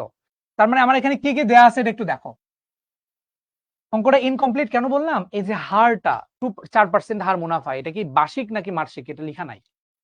এটা কি বার্ষিক টাকা নাকি মাসিক? বার্ষিক এই 4% মানে 100 টাকার 1 বছরে মুনাফা 4 টাকা নাকি 100 টাকার 1 মাসে মুনাফার 4 টাকা? এটা বলে দেওয়া দরকার ছিল। যদি বলে দেওয়া না থাকে তাহলে টাইম কিসে দেওয়া আছে? বছরে দেওয়া আছে, তাহলে এটাকেও বছরে ধরে নিবা। যদি না দেওয়া থাকে তাহলে ধরে নিবা টাইম যেটা আছে এই পার্সেন্টেজও সেটাই, বার্ষিক 4% ধরে নিই আমরা। হ্যাঁ, তার মানে এটা আর এর মান, ওকে। আর 2 বছরের মুনাফা মানে এন এর মান এটা, হ্যাঁ, টাইম। সরল মুনাফা এবং চক্রবৃদ্ধি মুনাফার পার্থক্য হচ্ছে 1 টাকা। আমাকে একটু বলো তো, সরলে মুনাফা বেশি পাওয়া যায় নাকি চক্রতে মুনাফা বেশি পাওয়া যায়? দেখি কতটুকু কমন সেন্স আছে। আমাকে বলো দেখি। চক্রবৃদ্ধি তো লিখে দিলাম, চক্রবৃদ্ধির লটা দেখান, P into 1 plus R to the power N. এটা হচ্ছে সরল মুনাফার কিসের ফর্মুলা? মুনাফা আসলের ফর্মুলা। মুনাফা আসল থেকে জাস্ট আসলটা বাদ দিয়ে দিবা, তাহলে মুনাফা পেয়ে যাবা। চক্রতে লাভ বেশি, তাহলে এখানে বলছে দুইটা লাভের পার্থক্য হচ্ছে 1 টাকা, তাহলে চক্র মাইনাস সরল হচ্ছে 1। ঠিক আছে, ওকে। তাইলে আমরা লিখে ফেলি এখন শর্ত মতে মূলধন কত, মানে পিটা আমাকে কত এটা বের করা লাগবে, পিটা বের করা লাগবে। ঠিক আছে, পিটা বের করা লাগবে। তাহলে আমরা লিখে ফেলি শর্ত মতে বা প্রশ্ন মতে। প্রশ্ন মতে কি হবে? চক্রবৃদ্ধি মুনাফা, চক্রবৃদ্ধিটা বেশি আর কি, হ্যাঁ, চক্রবৃদ্ধি মুনাফা মাইনাস সরল মুনাফা, মাইনাস সরল মুনাফা। এটা আলাদা করে বের করেও নিতে পারো, সমান সমান হচ্ছে 1 টাকা। ঠিক আছে, আচ্ছা। তাহলে চক্রবৃদ্ধি মুনাফা মানে কি? চক্রবৃদ্ধি মুনাফা মানে কি? চক্রবৃদ্ধি সুদ আসল কত জানো? P into 1 plus R to the power N. এটা হচ্ছে চক্রবৃদ্ধি মুনাফা আসল। মুনাফা আসলের থেকে তুমি যদি আসলটা বাদ দিয়ে দাও তাহলে কিন্তু তুমি মুনাফা পেয়ে গেলা। এটাই কিন্তু চক্রবৃদ্ধি মুনাফা, এটা বুঝেছো কিনা? চক্রবৃদ্ধি মুনাফা বুঝেছো কিনা? চক্রবৃদ্ধির ক্ষেত্রে মুনাফা বের করার নিয়ম হচ্ছে মুনাফা আসলের ফর্মুলা যেটা, সেখান থেকে আসলটা বাদ দিয়ে দিব, তাহলে আমরা মুনাফা পেয়ে যাব। আর সরল মুনাফা তো আমরা জানি পি আর এন সমান সমান 1। এখান থেকে জাস্ট পি এর মানটা বের করে ফেলবা। হ্যাঁ, তাহলে মান কত আসে দেখো, পিটা বের করবো, এটা জানি না। 1 প্লাস আর এর মান এগুলো লিখে দিবা। আর ইকুয়াল টু কত? 4%। পার্সেন্ট মানে 100 দ্বারা ভাগ, তাহলে 4/100। হ্যাঁ, অথবা বলতে পারো 0.04। ঠিক আছে, আর এন এর মান তো 2, মান বসাও। তুমি 4/100 বসাইতে পারো, 0.04ও বসাইতে পারো, এটা তোমার ইচ্ছা। আমি 0.04 বসাইলাম। এন এর মান কত? এন এর মান হচ্ছে 2, মাইনাস পি বের করব, মাইনাস পি। আর এর মান হচ্ছে 0.04 ইন্টু এন এর মান কত? এন এর মান হচ্ছে 2 সমান সমান 1 টাকা। পারবা না এটা করতে? পারবা কিনা বললো? কত আসে এটা দেখো তো। 1.04 তার উপর স্কোয়ার, 1.04 তার উপর স্কোয়ার, এত মাইনাস হচ্ছে 1, এত মাইনাস 0.04 ইন্টু 2, 0.04 ইন্টু 2, 1/625, মানে এটার মান আসতেছে 1/625। হ্যাঁ, তাহলে পি ইন্টু 1/, ক্যালকুলেশন মানে তোমরা একটু কম বুঝছো। আমি পিটাকে কমন নিলাম, হ্যাঁ, একবারে পিটাকে কমন নিলাম। কমন নিলে কত থাকে? 1.04 তার উপরে স্কোয়ার মাইনাস 1 আর মাইনাস 0.04 ইন্টু 2, এটা পুরোটা ক্যালকুলেশন করবা। হ্যাঁ, এটা এখন ক্যালকুলেটরে দিবা, ক্যালকুলেটরে দিলে এটার মান চলে আসবে কত? 1/625 আসবে। হ্যাঁ, সমান সমান হচ্ছে 1। তাহলে এখান থেকে পি এর মানটা তুমি পেয়ে যাবা। পি এর মান আসবে 625। পি সমান সমান কত আসবে? 1 এর সাথে 625 গুণ করলে 625 টাকা। এটাই অ্যান্সার। বোঝা গেছে? Simple calculation. এটা আমি একবারে বসাইছি। তুমি চক্রবৃদ্ধি মুনাফা আসল আলাদা করে বের করে নিতে পারতা, সরল মুনাফা আলাদা করে বের করে নিতে পারতা, দুটো বাদ দিতে পারতা। চক্রবৃদ্ধি মুনাফার সূত্র বুঝি নাই, মুখস্থ করে ফেলো আকিবুল। চক্রবৃদ্ধি মুনাফার সূত্র নাকি বোঝে নাই, 5 বার বলছি আমি। চক্রবৃদ্ধি মুনাফা আসলের সূত্র জানো? এটা হচ্ছে মুনাফা আসল, আগের পেজে লিখলাম না? তাহলে মুনাফা আসল হচ্ছে এত, তাহলে মুনাফা কত হবে? চক্রবৃদ্ধির ক্ষেত্রে মুনাফা মানে কি? মুনাফা হচ্ছে মুনাফা আসলের থেকে, মানে সুদ আর আসল সহ যেটা আসছে, এটা কিন্তু মুনাফা মাইনাস আসল না, এটা হচ্ছে মুনাফা আসল, এটা কিন্তু বিয়োগ না। হ্যাঁ, এটা হচ্ছে মুনাফা এবং আসলের যোগফল। তার থেকে আসলটা বিয়োগ করবা। তাহলে মুনাফা আসল কত? মুনাফার আসলের দুটার যোগফল হচ্ছে পি ইন্টু 1 + r⁴ এটা হচ্ছে মুনাফার আসল মিলায়া, তার থেকে তুমি আসলটা বিয়োগ করবা। আসল মানে তো মূলধন, এটা বিয়োগ করবা, তাহলে মুনাফা পেয়ে যাবা। এটা চক্রবৃদ্ধির জন্য ফর্মুলা। ঠিক আছে, চক্রবৃদ্ধি মানে কি? গুড, খুব ভালো কোশ্চেন করছে রোকসানা। চক্রবৃদ্ধি মানে কি তোমার এখন বুঝাই। চক্রবৃদ্ধি মানে বুঝতে চাও? ও বোঝে না, ওরা একটু চক্রবৃদ্ধি বুঝায়। আমার কাছে মনে হয় যে তোমরা অনেকেই এটা বোঝো না। আমি একটু কনসেপ্টটা ক্লিয়ার করি, দেখো কিভাবে চক্রবৃদ্ধি বের করে। এটা মনে করো একটা ব্যাংক, এটা একটা চাচ্চু ব্যাংক। হ্যাঁ, কি ব্যাংক? এই ব্যাংকের নাম হচ্ছে চাচ্চু ব্যাংক। এই ব্যাংকে তুমি 100 টাকা ডিপোজিট করবা, বার্ষিক 10% হারে। মনে করো বছরে 10% হারে তুমি 100 টাকা ডিপোজিট করবা। ওকে, যদি এই টাকাটা তুমি সরল মুনাফায় ডিপোজিট করো, যে যে স্কিমে তুমি ডিপোজিট করতেছো সেটা হচ্ছে সরল মুনাফা, তাহলে সরল মুনাফাতে এই 10% মানে কি বুঝছো তো? যে এক বছরে 100 টাকায় তোমাকে সে 10 টাকা লাভ দেবে। ঠিক আছে, 100 টাকায় এক বছরে 10 টাকা লাভ দেবে। তাহলে প্রথম বছর শেষে তুমি কত টাকা পাবা? প্রথম বছর শেষে মোট কত টাকা পাবো, বা লাভ মোট কত টাকা পাবো এটা লিখতে পারো। মোট পাবো কত টাকা?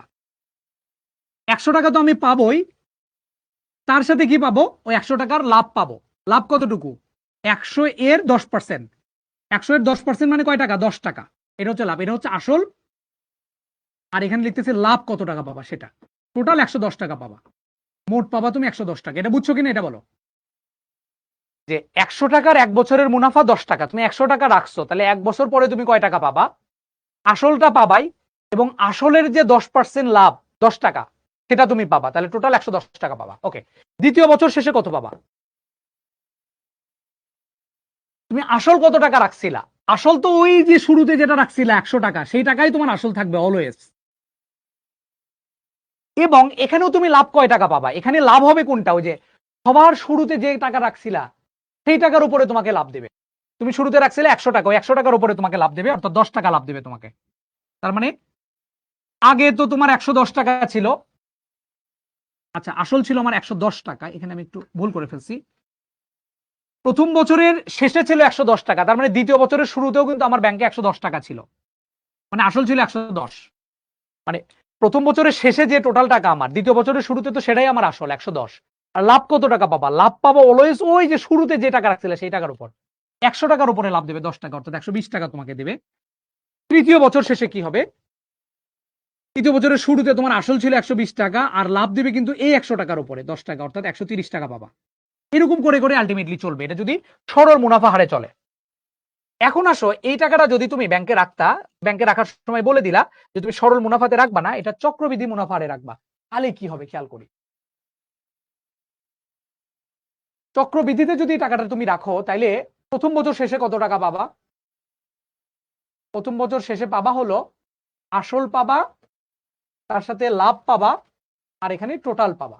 আচ্ছা, তো প্রথম বছর শেষে তোমার আসল 100 টাকা ছিল, এটা পাবা, আর 10% হারে লাভ, তাহলে 10% 10 টাকা, তার মানে 110 টাকা তুমি পাইলা।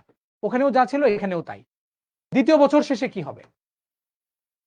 দ্বিতীয় বছরের শুরুতে আমার টাকা 110, আর এখানে লাভ দিবে কোন টাকার উপরে খেয়াল করো।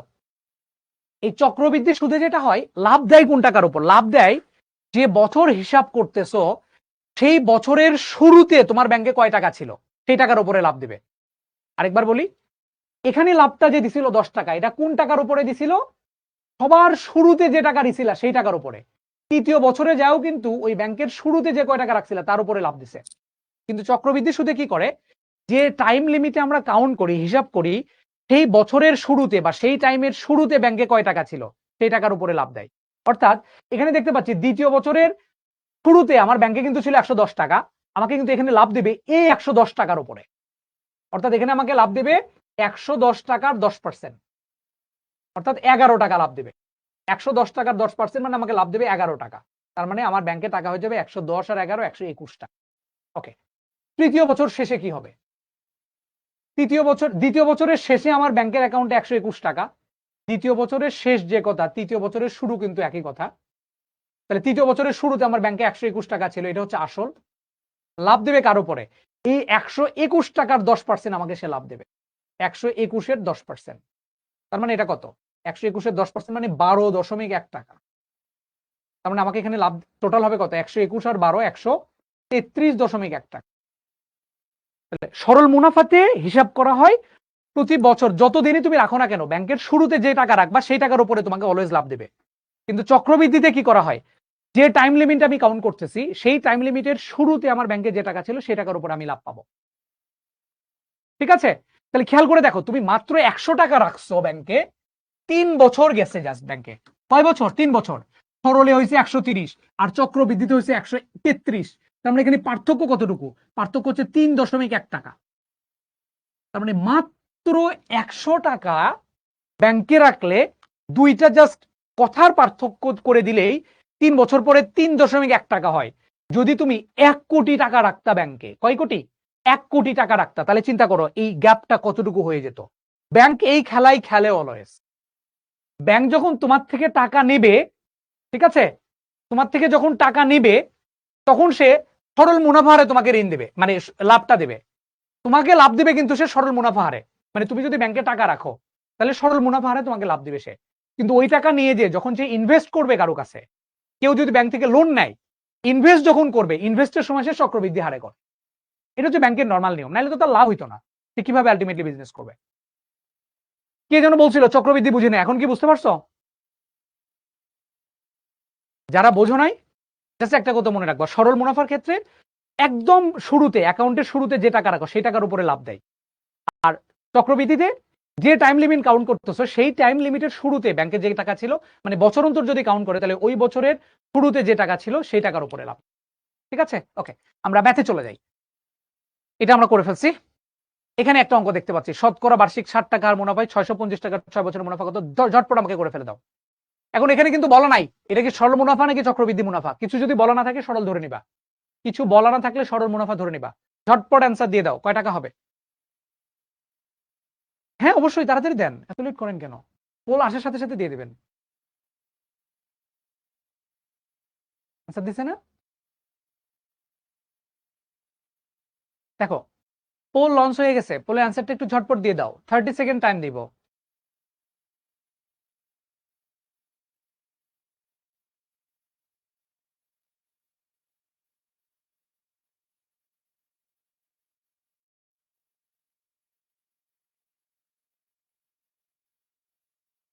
ওকে, আমরা পোলটা এন্ড করে দেবো এখন, দেখি কি অবস্থা। 9%-এর অ্যান্সার ঠিক হয়েছে। আমি একটু দেখে নিই কে কে ঠিক অ্যান্সার দিয়েছে। ফাইম ফার্স্ট হইছো, Zakaria second, Arnab Shah third, Oishi fourth, Sabrina Hasan Rifa fifth, Faim 6, Saad হচ্ছে 7, আব্দুল্লাহ 8, মিনহাস 9 এবং প্রমিত হচ্ছে 10। কংগ্রেচুলেশন সবাইকে। আমি একটু দেখে নিই। শতকরা বার্ষিক 60 টাকা হার মুনাফা, এখানে বার্ষিক মুনাফার কথা কিন্তু বলছে, তার মানে 7% আর কি। 650 টাকার 6 বছরের মুনাফা কত? মুনাফা আই, তার মানে আই সমান সমান কত? পি আর এন, পি আর এন।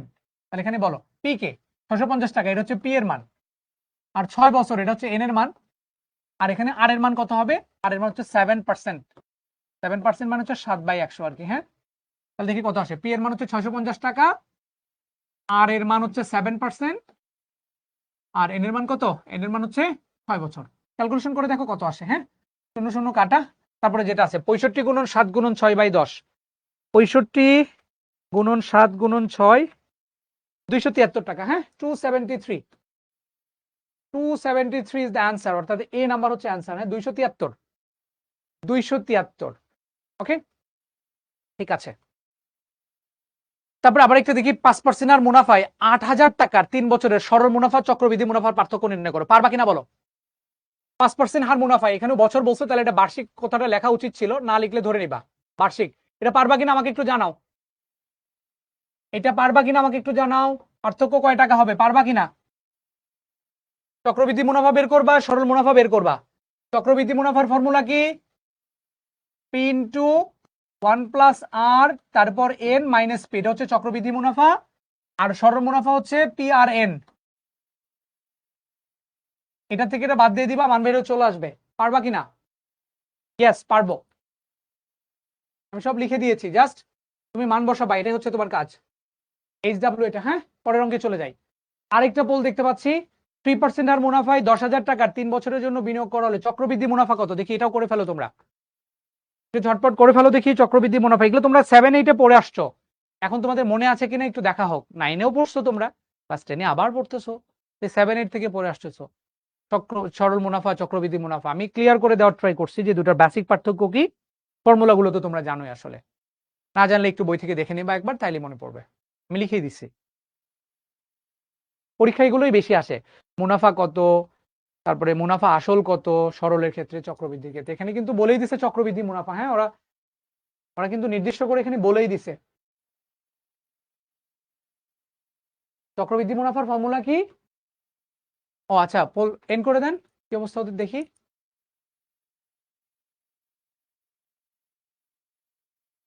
ওকে, কি ব্যাপার, 11% সঠিক অ্যান্সার দিয়েছো, হ্যাঁ কংগ্রেচুলেশন। দেখি আমরা একটু, চক্রবৃদ্ধি মুনাফার ফর্মুলা হচ্ছে পি ইন্টু 1+r⁴ মাইনাস হচ্ছে পি, এটা হচ্ছে মুনাফা। তাহলে পি এর মান কত ছিল? 10,000 টাকা। পি কমন নাও এখান থেকে, হ্যাঁ তাহলে 1+r⁴ মাইনাস হচ্ছে 1, হ্যাঁ তাহলে পি হচ্ছে 10,000 ইন্টু 1+r, আর এর মান হচ্ছে 3%, অর্থাৎ 3/100, তার উপরে n মাইনাস হচ্ছে 1, যা আছে ক্যালকুলেটরে। এন এর মান তো আমরা জানি, এন এর মান কয় বছর, এন এর মান কয় বছর বলো, এন এর মান হচ্ছে 3 বছর। 3% 3 বছর না, ঠিক আছে। তাহলে আমরা এখন দেখে ফেলি কত আসে। 1.03 আসবে এটা, 1.03 তারপরে স্কোয়ার মাইনাস হলো 1 গুণন হলো 10,000, 609 টাকা। হ্যাঁ হ্যাঁ, কি আসলো এটা? চক্রবৃদ্ধি মুনাফা না, হ্যাঁ 3 × 1+r-, ঠিক আছে। তো আমার 3% মুনাফায় 10,000 টাকা 3 বছরের জন্য বিনিয়োগ করা হলে আমার এখানে 609 আসতেছে। এই ক্যালকুলেটর কি ভুল হয়েছে নাকি? আমি কি ভুল করলাম নাকি? ক্যালকুলেটর ভুল হয়েছে, দেখো 1.03 টু দি কিউব আছে, সরি আমি ভুল করে ফেলছি মনে হয়। হ্যাঁ 1.03 কিউব, আমি স্কোয়ার দিছিলাম, গুড, ভালো হয়েছে, এরকম হলেই ভালো। -1, হ্যাঁ গুণন হলো 10,000, ঠিক আছে। হ্যাঁ এটা হচ্ছে আসতেছে আমার কাছে 927.27, 927.27 টাকা। হ্যাঁ 927.27, তার মানে হলো B number is the correct answer. হ্যাঁ বি, বি। ওকে, আউট করে দেন, নাম বলবো না তো। বি হচ্ছে কারেক্ট অ্যান্সার। হ্যাঁ এখন আমরা বাস্তবসম্মত আরেকটা কাজ আমরা করতেছি, একটু ভালো করে খেয়াল করো, এই অঙ্কটা একটু ভালো করে দেখো, এগুলো পরীক্ষায় খুব আসে। কোশ্চেন ভালো করে পড়ো, কি বলছে? ক একটি কাজ পি দিনে করে, খুব ভালো কথা। ক একজন মানুষের নাম, সেটা যে কোনো কেউ হতে পারে, একটা কাজ করে সে পি দিনে, খুব ভালো কথা। খ 2p দিনে কাজটা করে, মানে সেম কাজ, ধরো না একটা বিল্ডিং বানানো, ক একজন ব্যক্তির নাম, সে ওই বিল্ডিং বানাইতে তার পি দিন সময় লাগে, এবং খ ওই সেম কাজটা করতে গেলেই তার 2p দিন সময় লাগে। আচ্ছা, তারা একটা কাজ শুরু করলো, খুবই ভালো কথা, দুজন মিলে এখন ওই কাজটা করা শুরু করতেছে। এটা একা একা, কিন্তু ক একা একা করলে পি দিন লাগে, খ একা একা করলে 2p দিন লাগে। এখন একটা কাজ তারা আরম্ভ করলো, দুজন একসাথে এখন শুরু করলো, শুরু করার পর কয়েকদিন পর ক নাকি চলে গেছে। কে চলে গেছে বলো তো দেখি? কয়েকদিন পর ক চলে গেল। আচ্ছা, বাকি কাজটুকু খ আর দিনে শেষ করে, কাজটি কত দিনে শেষ হয়েছিল এটা বের করা লাগবে। তুমি কি সিনারিওটা বুঝতে পারছো? মনে করো যে প্রথম এফিসিয়েন্সি দেওয়া আছে যে ক একটা কাজ করতে পারে পি দিনে, খ ওই সেম কাজটাই করতে পারে 2p দিনে, ঠিক আছে। আর মাহফুজ, পোল অ্যান্সার করা যায় না, জাস্ট পোলে একটা টিক দিলেই হবে। হ্যাঁ পোল যখন তোমার সামনে শো হবে জাস্ট টিক দিলেই হবে। আমরা পোল নিয়ে কথা বলছি না, এখন অঙ্ক নিয়ে কথা বলছি।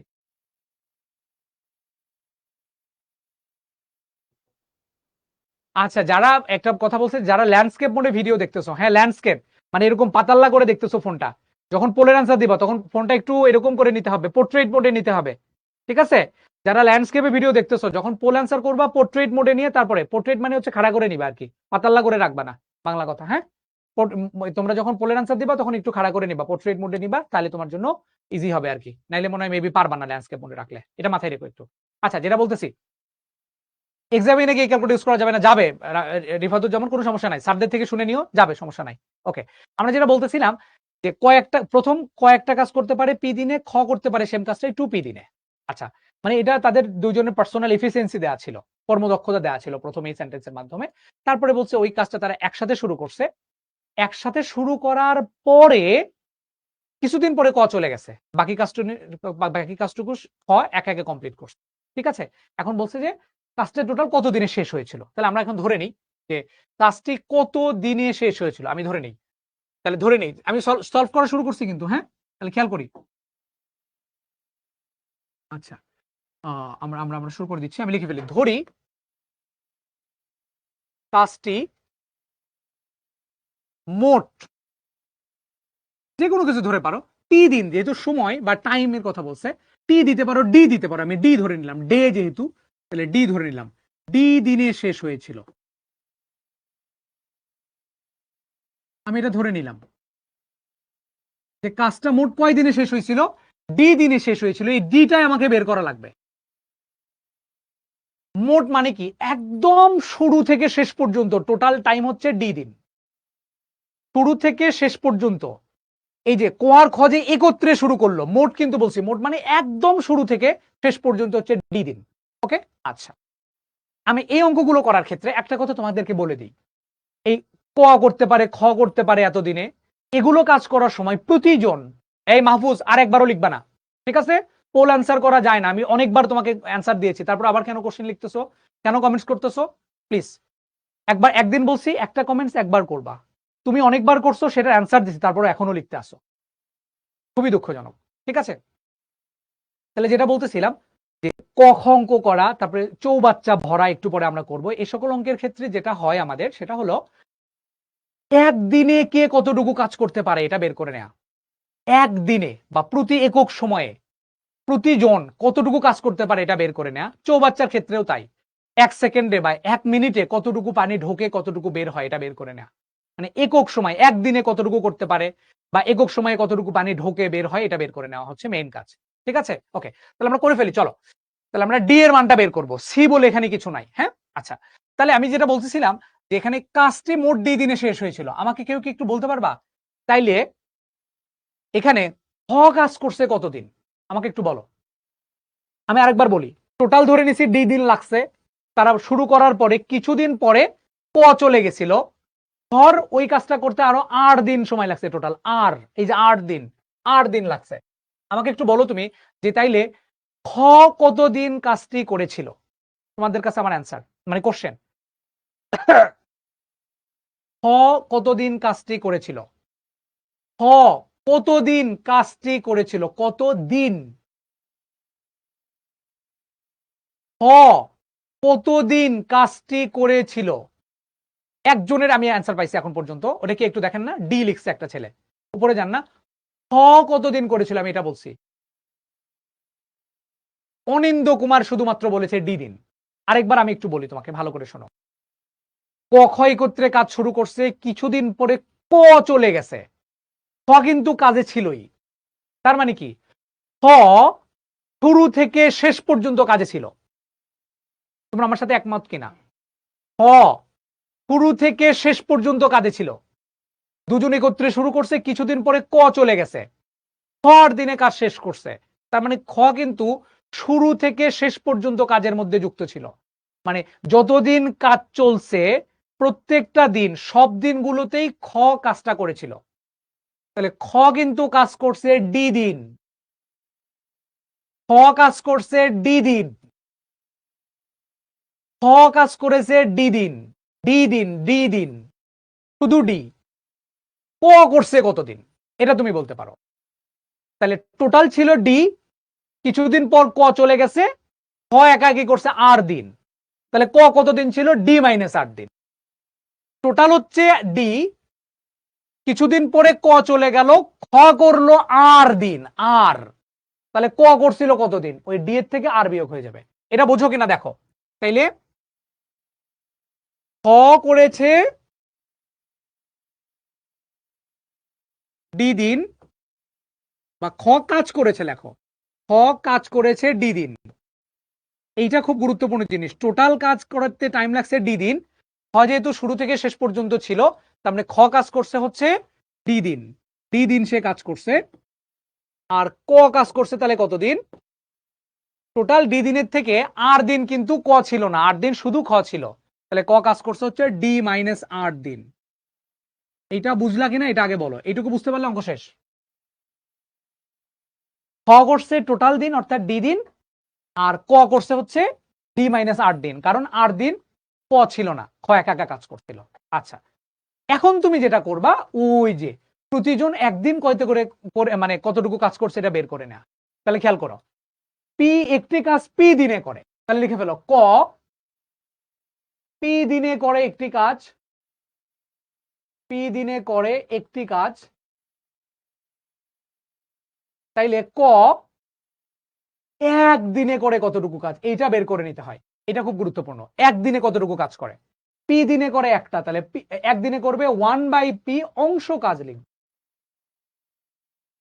এটা হচ্ছে খুব গুরুত্বপূর্ণ, প্রতিজন একদিনে কতটুকু কাজ করে নেওয়া। হ্যাঁ, প্রতিজন এই যে ক একদিনে কাজ করে কতটুকু, এটা বের করে নাও। ক কাজ করছে কতদিন, ডি মাইনাস 8 দিন, তাহলে ক ডি মাইনাস 8 দিনে করে পারে কতটুকু, তাহলে D minus R divided by P, এত অংশ কাজ। এটা হচ্ছে ক এর অংশ, অর্থাৎ ক টোটাল ডি মাইনাস 8 দিনে এতটুকু কাজ করছে। ক্ষয়ের ক্ষেত্রে এখন আমরা যাই, খ লিখছে কি দেখো 2p দিনে কাজটা করে, তার মানে 2p দিনে করে একটি কাজ, তাহলে খ একদিনে করে 1/2p অংশ কাজ, আর খ টোটাল কাজ করছিল কতদিন, দেখো খ কাজ করছে কিন্তু ডি দিন। হ্যাঁ, টোটাল দিন সে কাজ করেছিল, তাহলে ডি দিনে করে কতটুকু অংশ কাজ, ডি ডিভাইডেড বাই 2p, এত অংশ কাজ, তাহলে খ করে এতটুকু। তারপরে টোটাল কাজের এত অংশ করছে ক, এত অংশ করছে খ, তাহলে এই যে ক এর অংশ আর খ এর অংশ, এই দুইটা মিলেই তো টোটাল একটা কাজ, তাই না? তাহলে এখন প্রশ্ন মতে লিখবা এইটা প্লাস এইটা সমান সমান হচ্ছে 1, অঙ্ক শেষ, ডি এর মানটা বের হয়ে চলে আসবে। তাহলে লিখে ফেলো, কোথায় লিখবা, পরের পেজে যাই আমি। হ্যাঁ, তাহলে লিখে ফেলো প্রশ্ন মতে বা শর্ত মতে লিখতে পারো, এখানে শর্ত মতে ক এর অংশ কতটুকু ছিল দেখো তো, D minus R by P আর ডি বাই 2p, লিখে ফেলি D minus R by P, এটা হচ্ছে ক এর অংশ, আর খ এর অংশ হচ্ছে ডি ডিভাইডেড বাই 2p, তাহলে ক এর অংশ খ এর অংশ দুইটার যোগফল হচ্ছে কাজ কিন্তু একটাই, তার মানে এক অংশ কাজ। এখান থেকে জাস্ট ডি এর মানটা বের করে ফেলো, তাহলে কাজ শেষ। এখান থেকে আমরা লসাগু করে ফেলি, 2p হচ্ছে লসাগু, তাহলে পি চলে গেলে থাকে 2, 2 দ্বারা গুণ করে দাও, তাহলে 2 ইন্টু ডি মাইনাস আর প্লাস এটা এটা কাটলে 1, তো এখান থেকে কত আসতেছে 2d minus 2r plus D equal to আসছে 2p, এখান থেকে ডি বের করে ফেলো, 2d প্লাস ডি মানে 3d সমান সমান 2p মাইনাস টোয়াইস আর, তো এখান থেকে ডি এর মান চলে আসবে 2 into P minus R by 3, এত দিন শেষ। এটাই হচ্ছে আমাদের answer, 2 into P minus R divided by 3। বুঝতে পেরেছো কিনা বলো আমাকে একটু। বিকল্প নিয়ম না, এটাই হচ্ছে সব থেকে ইজি নিয়ম। এটার আবার বিকল্প নিয়ম দেখতে চাই আকিবুল, অনেক নিয়মেই করা যায়, বাট এটা হচ্ছে সব থেকে ইজি নিয়ম। মিশাল বলছে বুঝতে পারি নাই, গুড, খুব ভালো, না বুঝলে ভালো।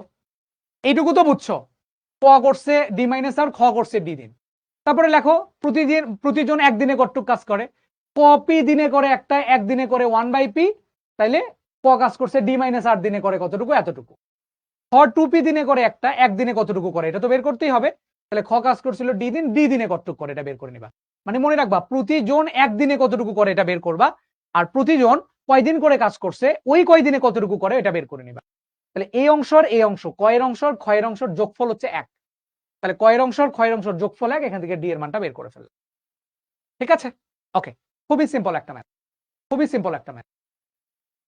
সিমিলার অঙ্ক হচ্ছে এটা, দেখো চৌবাচ্চার অঙ্কটা যেটা বলছিলাম, একক সময়ে কতটুকু পানি ঢোকে বা বের হয়ে যায় এটা বের করে নিবা। দেখো কি বলছে, একটা নল দ্বারা 12 মিনিটে চৌবাচ্চা পূর্ণ হয়, অপর একটা নল দ্বারা 1 মিনিটে তা থেকে 15 লিটার পানি বের করে দেয়। চৌবাচ্চাটি খালি থাকা অবস্থায় দুটি নল একসঙ্গে খুলে দেওয়া হয় এবং চৌবাচ্চাটি 48 মিনিটে পূর্ণ হয়। বলছে চৌবাচ্চাটিতে কত লিটার পানি ধরে। ব্যাপারটা কি হয়েছে শোনো, এখানে একটা চৌবাচ্চা, চৌবাচ্চা চেনো তো নাকি, এখানে একটা চৌবাচ্চা আছে, চৌবাচ্চা আমি এমনি করে না কি, চৌবাচ্চা এটা একটা, এই চৌবাচ্চাতে দেখা যাচ্ছে দুইটা পাইপ দেওয়া আছে। হ্যাঁ, দুইটা পাইপ, একটা পাইপ দিয়ে পানি ঢোকে, এদিক দিয়ে পানি ঢোকে আর এদিক দিয়ে পানি বের হয়ে যায়। হ্যাঁ, দুইটা পাইপ দেওয়া। আচ্ছা, যেদিক দিয়ে পানি ঢোকে সেদিক দিয়ে বলছে একটা নল দ্বারা 12 মিনিটে একটা চৌবাচ্চা পূর্ণ হয়। এদিক দিয়ে যখন পানিটা ইন্টার করে তখন এটা ভরতে 12 মিনিট টাইম লাগে। আচ্ছা, আর এটা যে বের হয়ে যায়, এটা বের হয়ে গেলে বলছে 1 মিনিটে 15 লিটার পানি বের হয়। 1 মিনিটে পানি বের হয় কতটুকু? 15 লিটার পানি বের হয়। 15 লিটার পানি বেরিয়ে যায় বা পানি বের হয়। তার মানে যখন এটা খালি থাকে তখন যদি এটা আমি শুধু খুলে দিই, এটা বন্ধ করে দিই, এটা বন্ধ করে যদি শুধু এটা খুলে দিই তাহলে ভরতে লাগে 12 মিনিট। আচ্ছা, ভরাইলাম, ভরানোর পরে পানি আসা বন্ধ করে দিলাম। বন্ধ করার পরে যদি আমি এটা খুলে দিই এখন, তখন দেখা যাচ্ছে 1 মিনিটে 15 লিটার করে পানি বের হইতে থাকে। আচ্ছা, এখন কথা হলো, এটা মনে করো এখন খালি আছে, এর মধ্যে পানি নাই, খালি খালি থাকা অবস্থায় কি হইলো, এটাও খুলে দিলাম, আবার পানিও বের হতে থাকলো, এটাও খুলে দিলাম, এটার পানি বের হইতে থাকলো। যদি এরকম হয়, আমার যতটুকু পানি 1 মিনিটে ঢুকতেছে তার থেকে 1 মিনিটে পানি বেশি বের হয়ে যাচ্ছে, তাহলে কিন্তু এর মধ্যে পানি থাকবে না একটুও। তাহলে অবশ্যই 1 মিনিটে এই দিক দিয়ে যতটুকু পানি ঢুকবে সেই মানটা এখান থেকে 1 মিনিটে যতটুকু পানি বের হয় তার থেকে বেশি হইতে হবে। ধরে নাও যে এদিক দিয়ে 1 মিনিটে মনে করো 10 লিটার পানি ঢুকলো, ধরুন 20 লিটার পানি ঢুকলো, এই ভিতর দিয়ে 1 মিনিটে কয় লিটার পানি ঢুকলো? 20 লিটার। আর 1 মিনিটে বের হয়ে গেল 15 লিটার, তাহলে 1 মিনিটে এখানে পানি থাকবে কয় লিটার? 5 লিটার। এরকম করে করে এক সময় না এক সময় সেটা ভরবে। তাহলে তোমাদেরকে কি করতে হবে? আমি বলছিলাম যে 1 মিনিটে কতটুকু পানি ঢোকে বা বের হয়ে যায় এটা বের করে নিতে হয়। তো এখানে মনে হয় দেওয়াই আছে, বের হওয়ার ক্ষেত্রে 1 মিনিটে 15 লিটার করে পানি বের হয়, এটা দিয়েই দেওয়া আছে। তাহলে আমরা 1 মিনিটে কতটুকু পানি ঢোকে এটা বের করব। তার জন্য আমাদের এইটার যেহেতু এটা কতটুকু পানি ধরে এটা বের করে নেওয়া লাগবে, যেটা বের করতে ওটা ধরে নিবা। তাহলে ধরি চৌবাচ্চাটিতে পানি ধরে, হ্যাঁ আমার ক্লাসে টাইম লাগবে আরেকটু, হ্যাঁ, চৌবাচ্চাটিতে পানি ধরে, মনে করে ধরলাম ক লিটার বা ভি লিটার ধরলাম, হ্যাঁ ভি লিটার পানি এখানে ধরে। ওকে, তার মানে কি যে এটার মধ্যে ভি লিটার পানি ঢোকে। এখন আমি এটা বন্ধ করে দিয়ে কিন্তু 12 মিনিটে এটা পূর্ণ করে, হ্যাঁ যখন এই যেটাতে পানি বের হয়ে যায় ওই নলটা বন্ধ, শুধু ঢুকাচ্ছি পানি আমি, তখন 12 মিনিটে 2 লিটার পানি ঢোকে। আমি কিন্তু বলছিলাম 1 মিনিটে কতটুকু ঢোকে এটা বের করে নিতে হয়। তাহলে লিখি যে 12 মিনিটে পানি প্রবেশ করে বা পূর্ণ হয়, চৌবাচ্চা পূর্ণ হয় লিখতে পারো, প্রবেশ করে কয় লিটার? V litre. আমি বলছিলাম আচ্ছা 1 মিনিটে পানি প্রবেশ করে কতটুকু এটা বের করে ফেলো। তাহলে 12 মিনিটে ভি, তাহলে 1 মিনিটে কত আসবে? V by 12। আচ্ছা, আমাকে তোমরা একটু একটা কোশ্চেনের অ্যান্সার দাও, পুরো কোশ্চেনটা পড়ে, পুরো কোশ্চেনটা পড়ো। যখন আমি দুইটা নলই খুলে দিছিলাম তখন এটা পূর্ণ হইতে কতক্ষণ টাইম লাগছে বলো তো দেখি? যখন আমি এই নলটা খুলে দিছিলাম, দুইটাই খুলে দিছি, থাকা থাকা অবস্থায় দুইটাই খুলে দিছি, তখন কিন্তু দেখো বলছে ওরা চৌবাচ্চাটি 48 মিনিটে পূর্ণ হয়। তার মানে এই 48 মিনিটে পানি ঢুকছে এবং 48 মিনিটে পানি বের হয়ে গেছে। ঠিক আছে, তাহলে এখন লিখে ফেলি। 1 মিনিটে পানি প্রবেশ করছে ভি বাই 12, তাহলে 48 মিনিটে কতটুকু পানি প্রবেশ করছে? তাহলে ভি ইন্টু 48 ডিভাইডেড বাই 12, তাহলে 4 12 48, তাহলে 4 ভি লিটার। তার মানে দেখতে পাচ্ছি যে ওই যে টোটাল যে সময়টা ছিল এই সময় আমার পানি ঢুকছে কত? 4 ভি। এখন তুমি বের করো এই যে 48 মিনিট আমার এই নিচের নলটাও খোলা ছিল, এই নল দিয়ে 48 মিনিটে কতটুকু পানি বের হয়ে গেছে এটা বের করো। তাহলে দেখতে পাচ্ছি 1 মিনিটে পানি বের হয় কত লিটার? 15 লিটার। তাহলে লিখে ফেলি 1 মিনিটে পানি বের হয় 15 লিটার। তাহলে আমার টোটাল খোলা ছিল কয়? 48 মিনিট। তাহলে 48 মিনিটে কতটুকু বের হবে? 15 গুণন 48। তাহলে 15 গুণন 48 মানে কত হয়? 48 গুণন 15, 720 লিটার। ওকে, তার মানে আমরা দেখতে পাচ্ছি আমার দুইটাই খুলে দিছিলাম যখন 48 মিনিটে পূর্ণ হয়েছিল, তাহলে 48 মিনিটে পানি ঢোকে হচ্ছে 4 ভি লিটার, 48 মিনিটে পানি বের হয়ে যায় হচ্ছে 720 লিটার। তাহলে ঢুকলো 4 ভি, বের হয়ে গেল 720। তাহলে ঢোকার থেকে এই বের হওয়াটা যদি আমি বিয়োগ করে দিই তাহলে কতটুকু? যতটুকু অবশিষ্ট ছিল, অবশিষ্ট কতটুকু থাকে? এই যে এটা পূর্ণ হয় কিন্তু 48 মিনিটে, তার মানে ঢোকার থেকে যদি আমি বের হওয়াটা বিয়োগ করে দিই তাইলে যে পানিটা অবশিষ্ট থাকে সেটাই আলটিমেটলি চৌবাচ্চার আয়তন। সেটাই চৌবাচ্চার আয়তন কিনা বলো? সেটাই কিন্তু চৌবাচ্চার আয়তন। ঠিক আছে, তাহলে আমরা লিখে ফেলি। তাহলে 48 মিনিটে পানি অবশিষ্ট থাকে কতটুকু? 48 মিনিটে পানি অবশিষ্ট থাকে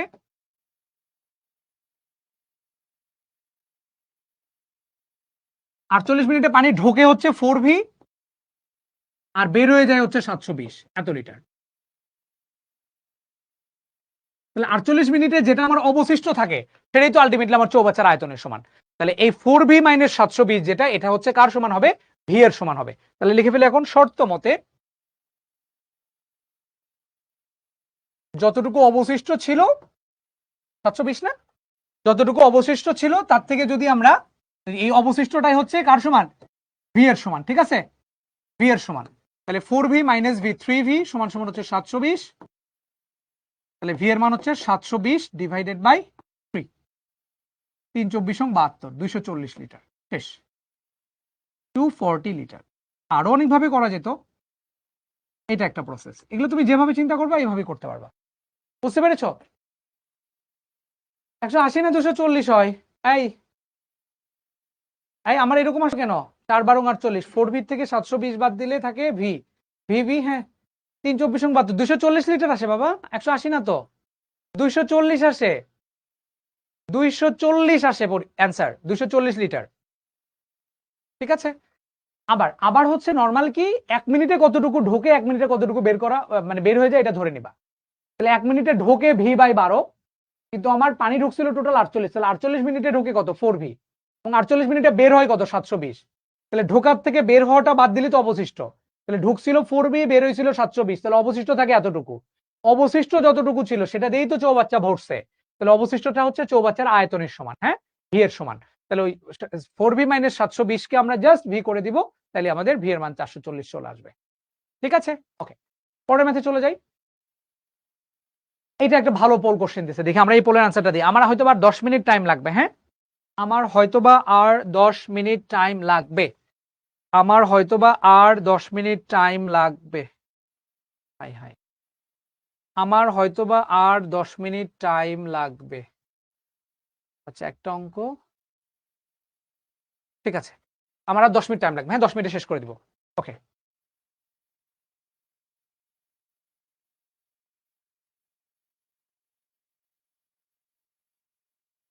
পোলের অ্যান্সারটা একটু দিয়ে দাও ঝটপট। পোলের অ্যান্সারের জন্য কিন্তু আমি বলছি দাদা, যারা ল্যান্ডস্কেপে রাখছো মানে মোবাইলটা এইভাবে রাখছো, হ্যাঁ কিভাবে, যে এইভাবে যারা দেখতেছো ফোনটা, এভাবে এভাবে যারা দেখতেছো, আমার ফোনের অবস্থা খারাপ দেখতে পাচ্ছ, এইভাবে যারা দেখতেছো তারা দেখবা মানে পোল অ্যান্সার দেওয়ার সময় ফোনটা এরকম করে নিবা, এরকম এরকম করে নিবা, হ্যাঁ পোল অ্যান্সার দেওয়ার সময় খাড়া করে নিবা এরকম, তারপরে পোলের অ্যান্সার দিবা, তাইলে বেটার হবে। হ্যাঁ পোল অ্যান্সার দেওয়ার সময় অবশ্যই ফোনটা পোর্ট্রেট মোডে নিবা, ল্যান্ডস্কেপে না।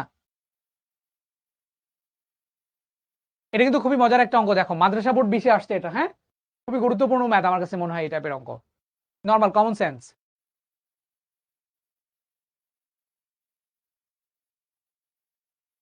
ওকে, আমরা দেখে নিই কতজন অ্যান্সার দিতে পেরেছে। 10%, 36 জনের অ্যান্সার ঠিক হয়েছে, গুড, কংগ্রেচুলেশন। আরিফা ফার্স্ট হইছো, সাফাদুজ্জামান, তারপরে সাকিব আল হাসান, গুড। আমরা অঙ্কে চলে যাই, খেয়াল করি কি বলছে।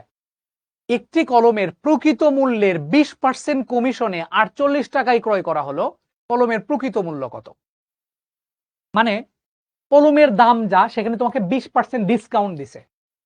20% ডিসকাউন্ট মানে কি 100 টাকায় 20 টাকা ছাড় দিছে, এই হারে 100 টাকায় 20% ছাড় দিছে। ঠিক আছে, কমিশন, কমিশন মানে হচ্ছে ছাড়, ছাড় দেওয়া, ডিসকাউন্ট, ডিসকাউন্ট দেয় না, বলে যে 10% ডিসকাউন্ট, 20% ডিসকাউন্ট। 20% ডিসকাউন্ট মানে 100 টাকার জিনিস কিনলে তুমি 80 টাকায় সেই জিনিসটা পাবা, ব্যাপারটা এরকম। তাহলে এখানে বলছে 20% কমিশন মানে 20% ছাড়ে, তাহলে 20% যদি ছাড় দেয় তাহলে আসলে ওই জিনিসটা তুমি কত পার্সেন্ট দামে কিনতেছো আমাকে একটু বলো। 20% যদি ডিসকাউন্ট দেয় তাহলে তুমি আসলে কত পার্সেন্ট মূল্যে জিনিসটা ক্রয় করতেছো, এটা আমাকে বলো। 20% যদি ছাড় দেয় তাহলে তুমি আসলে কত পার্সেন্ট মূল্য দিয়ে ওই জিনিসটা ক্রয় করতেছো?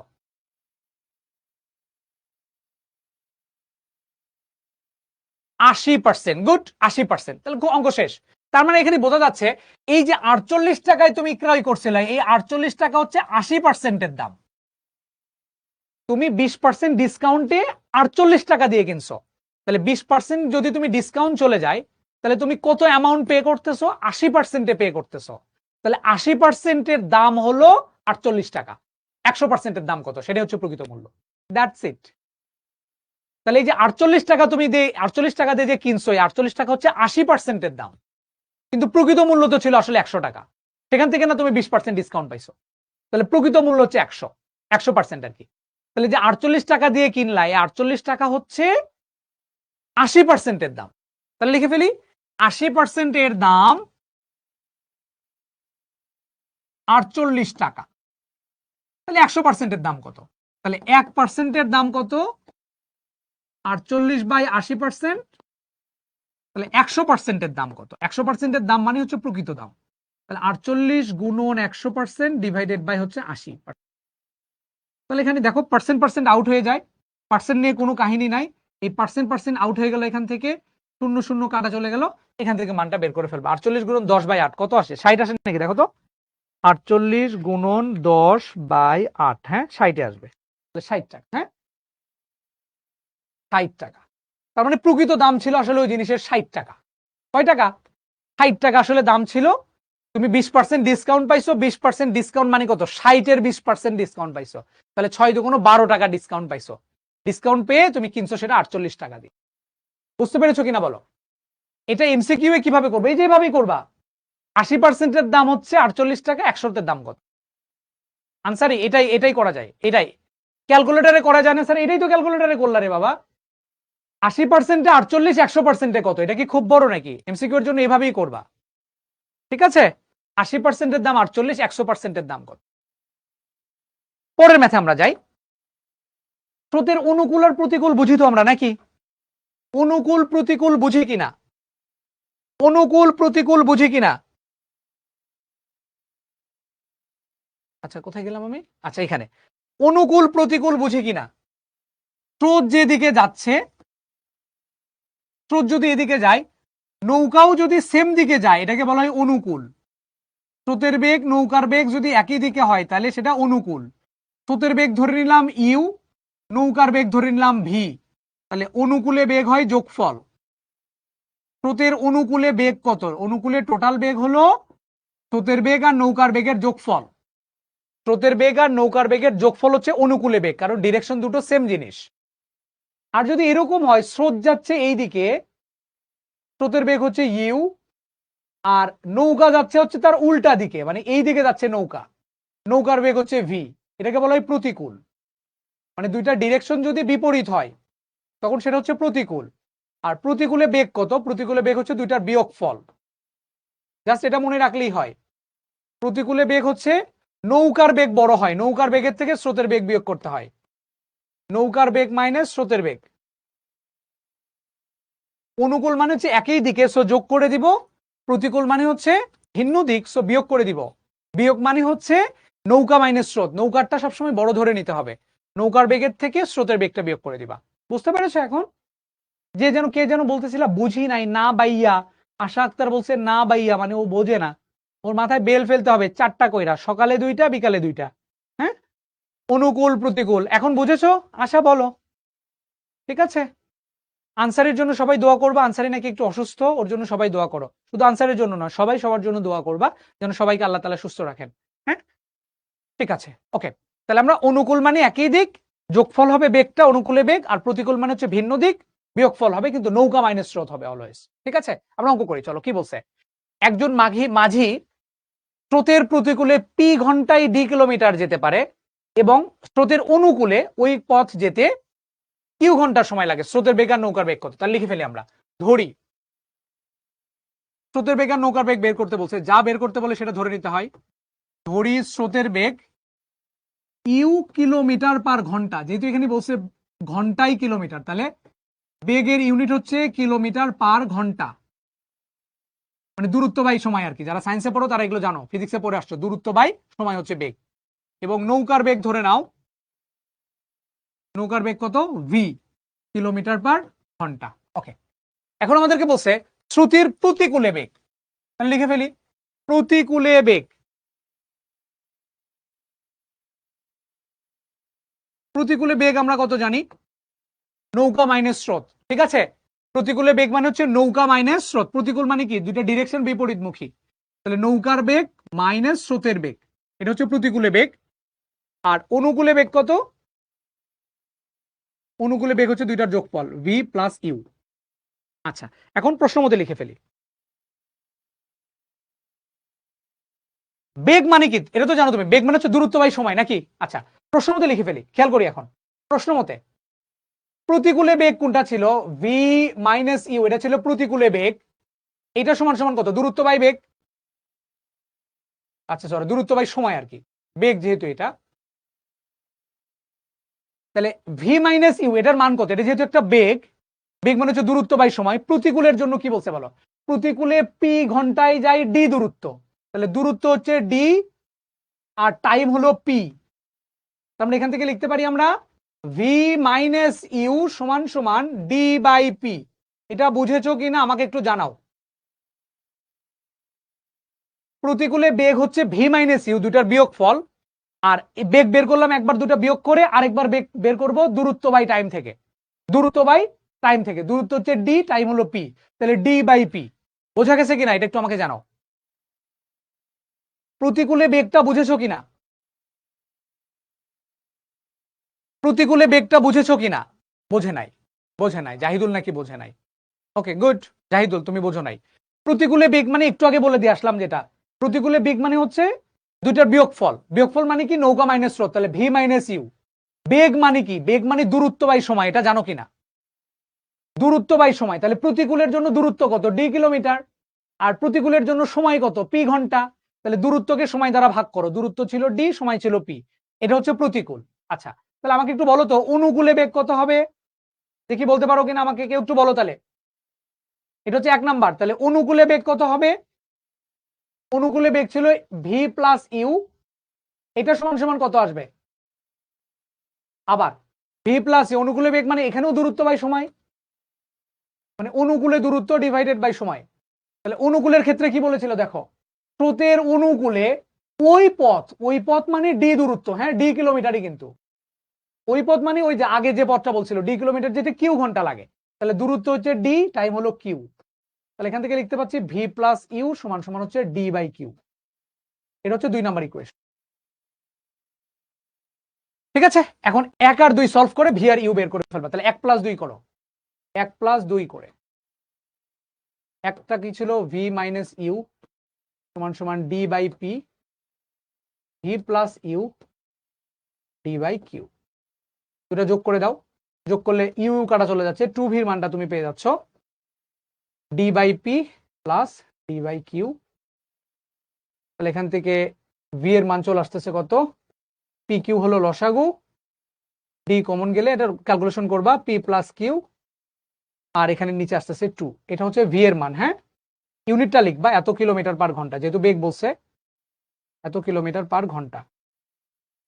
আচ্ছা, এটা চলে আসলো একটা মান। আবার যদি তুমি এই দুটো বিয়োগ করে দাও তাহলে চলে আসবে হচ্ছে আরেকটার মান। হ্যাঁ, তাহলে বিয়োগ করি, 2 বিয়োগ 1 করি, তাহলে ইজি হবে। 1 বিয়োগ 2 করলে সমস্যা নাই, 2 বিয়োগ 1 করো, তাহলে ভি প্লাস ইউ সমান সমান হচ্ছে ডি বাই কিউ, আর ভি মাইনাস ইউ সমান সমান হচ্ছে ডি বাই পি। তো দুটো বিয়োগ করতেছি, চিহ্ন চেঞ্জ হয়ে যাবে, ইউ ইউ সরি ভিভি কাটা, তাহলে টোয়াইস ইউ ইকুয়াল টু কত থাকলো? D by Q minus D by P. এখান থেকে তুমি ইউ এর মানটা পেয়ে যাবা। পি কিউ হলো লসাগু, ডি কমন চলে যাবে, কিউ চলে গেলে থাকবে P minus Q divided by 2, এত কিলোমিটার পার ঘন্টা। জাস্ট ক্যালকুলেশন আর কি, হ্যাঁ নর্মাল যোগ বিয়োগ করে নিবা। তাহলে স্রোতের বেগ হচ্ছে D into P plus Q divided by 2 P Q. 2 নিচে চলে আসছে, এই যে 2টা ছিল, এটা লসাগুলে 2টা নিচে চলে আসছে, হ্যাঁ এই যে নিচে চলে আসছে। এখানেও 2 ইউ ছিল, এই 2 ইউ এর ক্ষেত্রে এই 2টা নিচে চলে আসছে, হ্যাঁ নিচে চলে আসছে। তাহলে এটা হচ্ছে স্রোতের বেগ, এটা হলো নৌকার বেগ। ঠিক আছে, ভি হচ্ছে নৌকার বেগ, ইউ হচ্ছে স্রোতের বেগ। ঠিক আছে, ওকে। এটা হচ্ছে আমাদের আরেকটা পোল কোশ্চেন, এটা তোমরা অ্যান্সার দিবা। এটা এইচডব্লিউ তোমাদের, হ্যাঁ এই পোলটা হচ্ছে তোমাদের এইচডব্লিউ। আচ্ছা, এখানে আরেকটা অঙ্ক দিছে দেখো, এই অঙ্ক আমি করাবো না, এটা তুমি পারো, তারপর আমি একটু বলে নিই। এখানে দুইটা জিনিস ক্লিয়ার করার জন্য এই অঙ্কটা দেয়া। বলছে কি, কোন সংখ্যা এবং ওই সংখ্যার গুণাত্মক বিপরীতক, গুণোত্তক বিপরীত সংখ্যার সমষ্টি হচ্ছে 3। তাহলে এই গুণোত্তক বিপরীত কাকে বলে? কোন সংখ্যা যদি এক্স হয় তাহলে এর গুণোত্তক বিপরীত মানে হচ্ছে ওইটার উল্টা হয়ে যাবে। একটা সংখ্যা যদি এক্স হয় তাহলে ওই সংখ্যার গুণোত্তক বিপরীত মানে হচ্ছে 1/x। বোঝা গেছে? জাস্ট এই কথাটা ক্লিয়ার করে দেওয়ার জন্য অঙ্কটা দেয়। এটা কিন্তু অনেকবার আসছে পরীক্ষায়। দেখো, কোন একটা সংখ্যা যদি এক্স হয় তার গুণোত্তক বিপরীত মানে হচ্ছে 1/x। তাহলে আমাকে একটু বলো তো, এই সংখ্যা যদি এ হতো তাহলে তার গুণোত্তক বিপরীত সংখ্যাটা কত আসতো? 1/a হইতো। হ্যাঁ, 1/a হইতো। ঠিক আছে, তারপর এগুলোর অ্যান্সার দিছে। তাহলে বলছে সংখ্যাটিকে এক্স চলকে প্রকাশ করে উপরের তথ্যকে সমীকরণের সাহায্যে প্রকাশ করো। সমীকরণের সাহায্যে প্রকাশ করতে পারবে না? তাহলে বলবা কোন সংখ্যা এক্স হলে গুণোত্তক বিপরীত সংখ্যা হচ্ছে 1/x।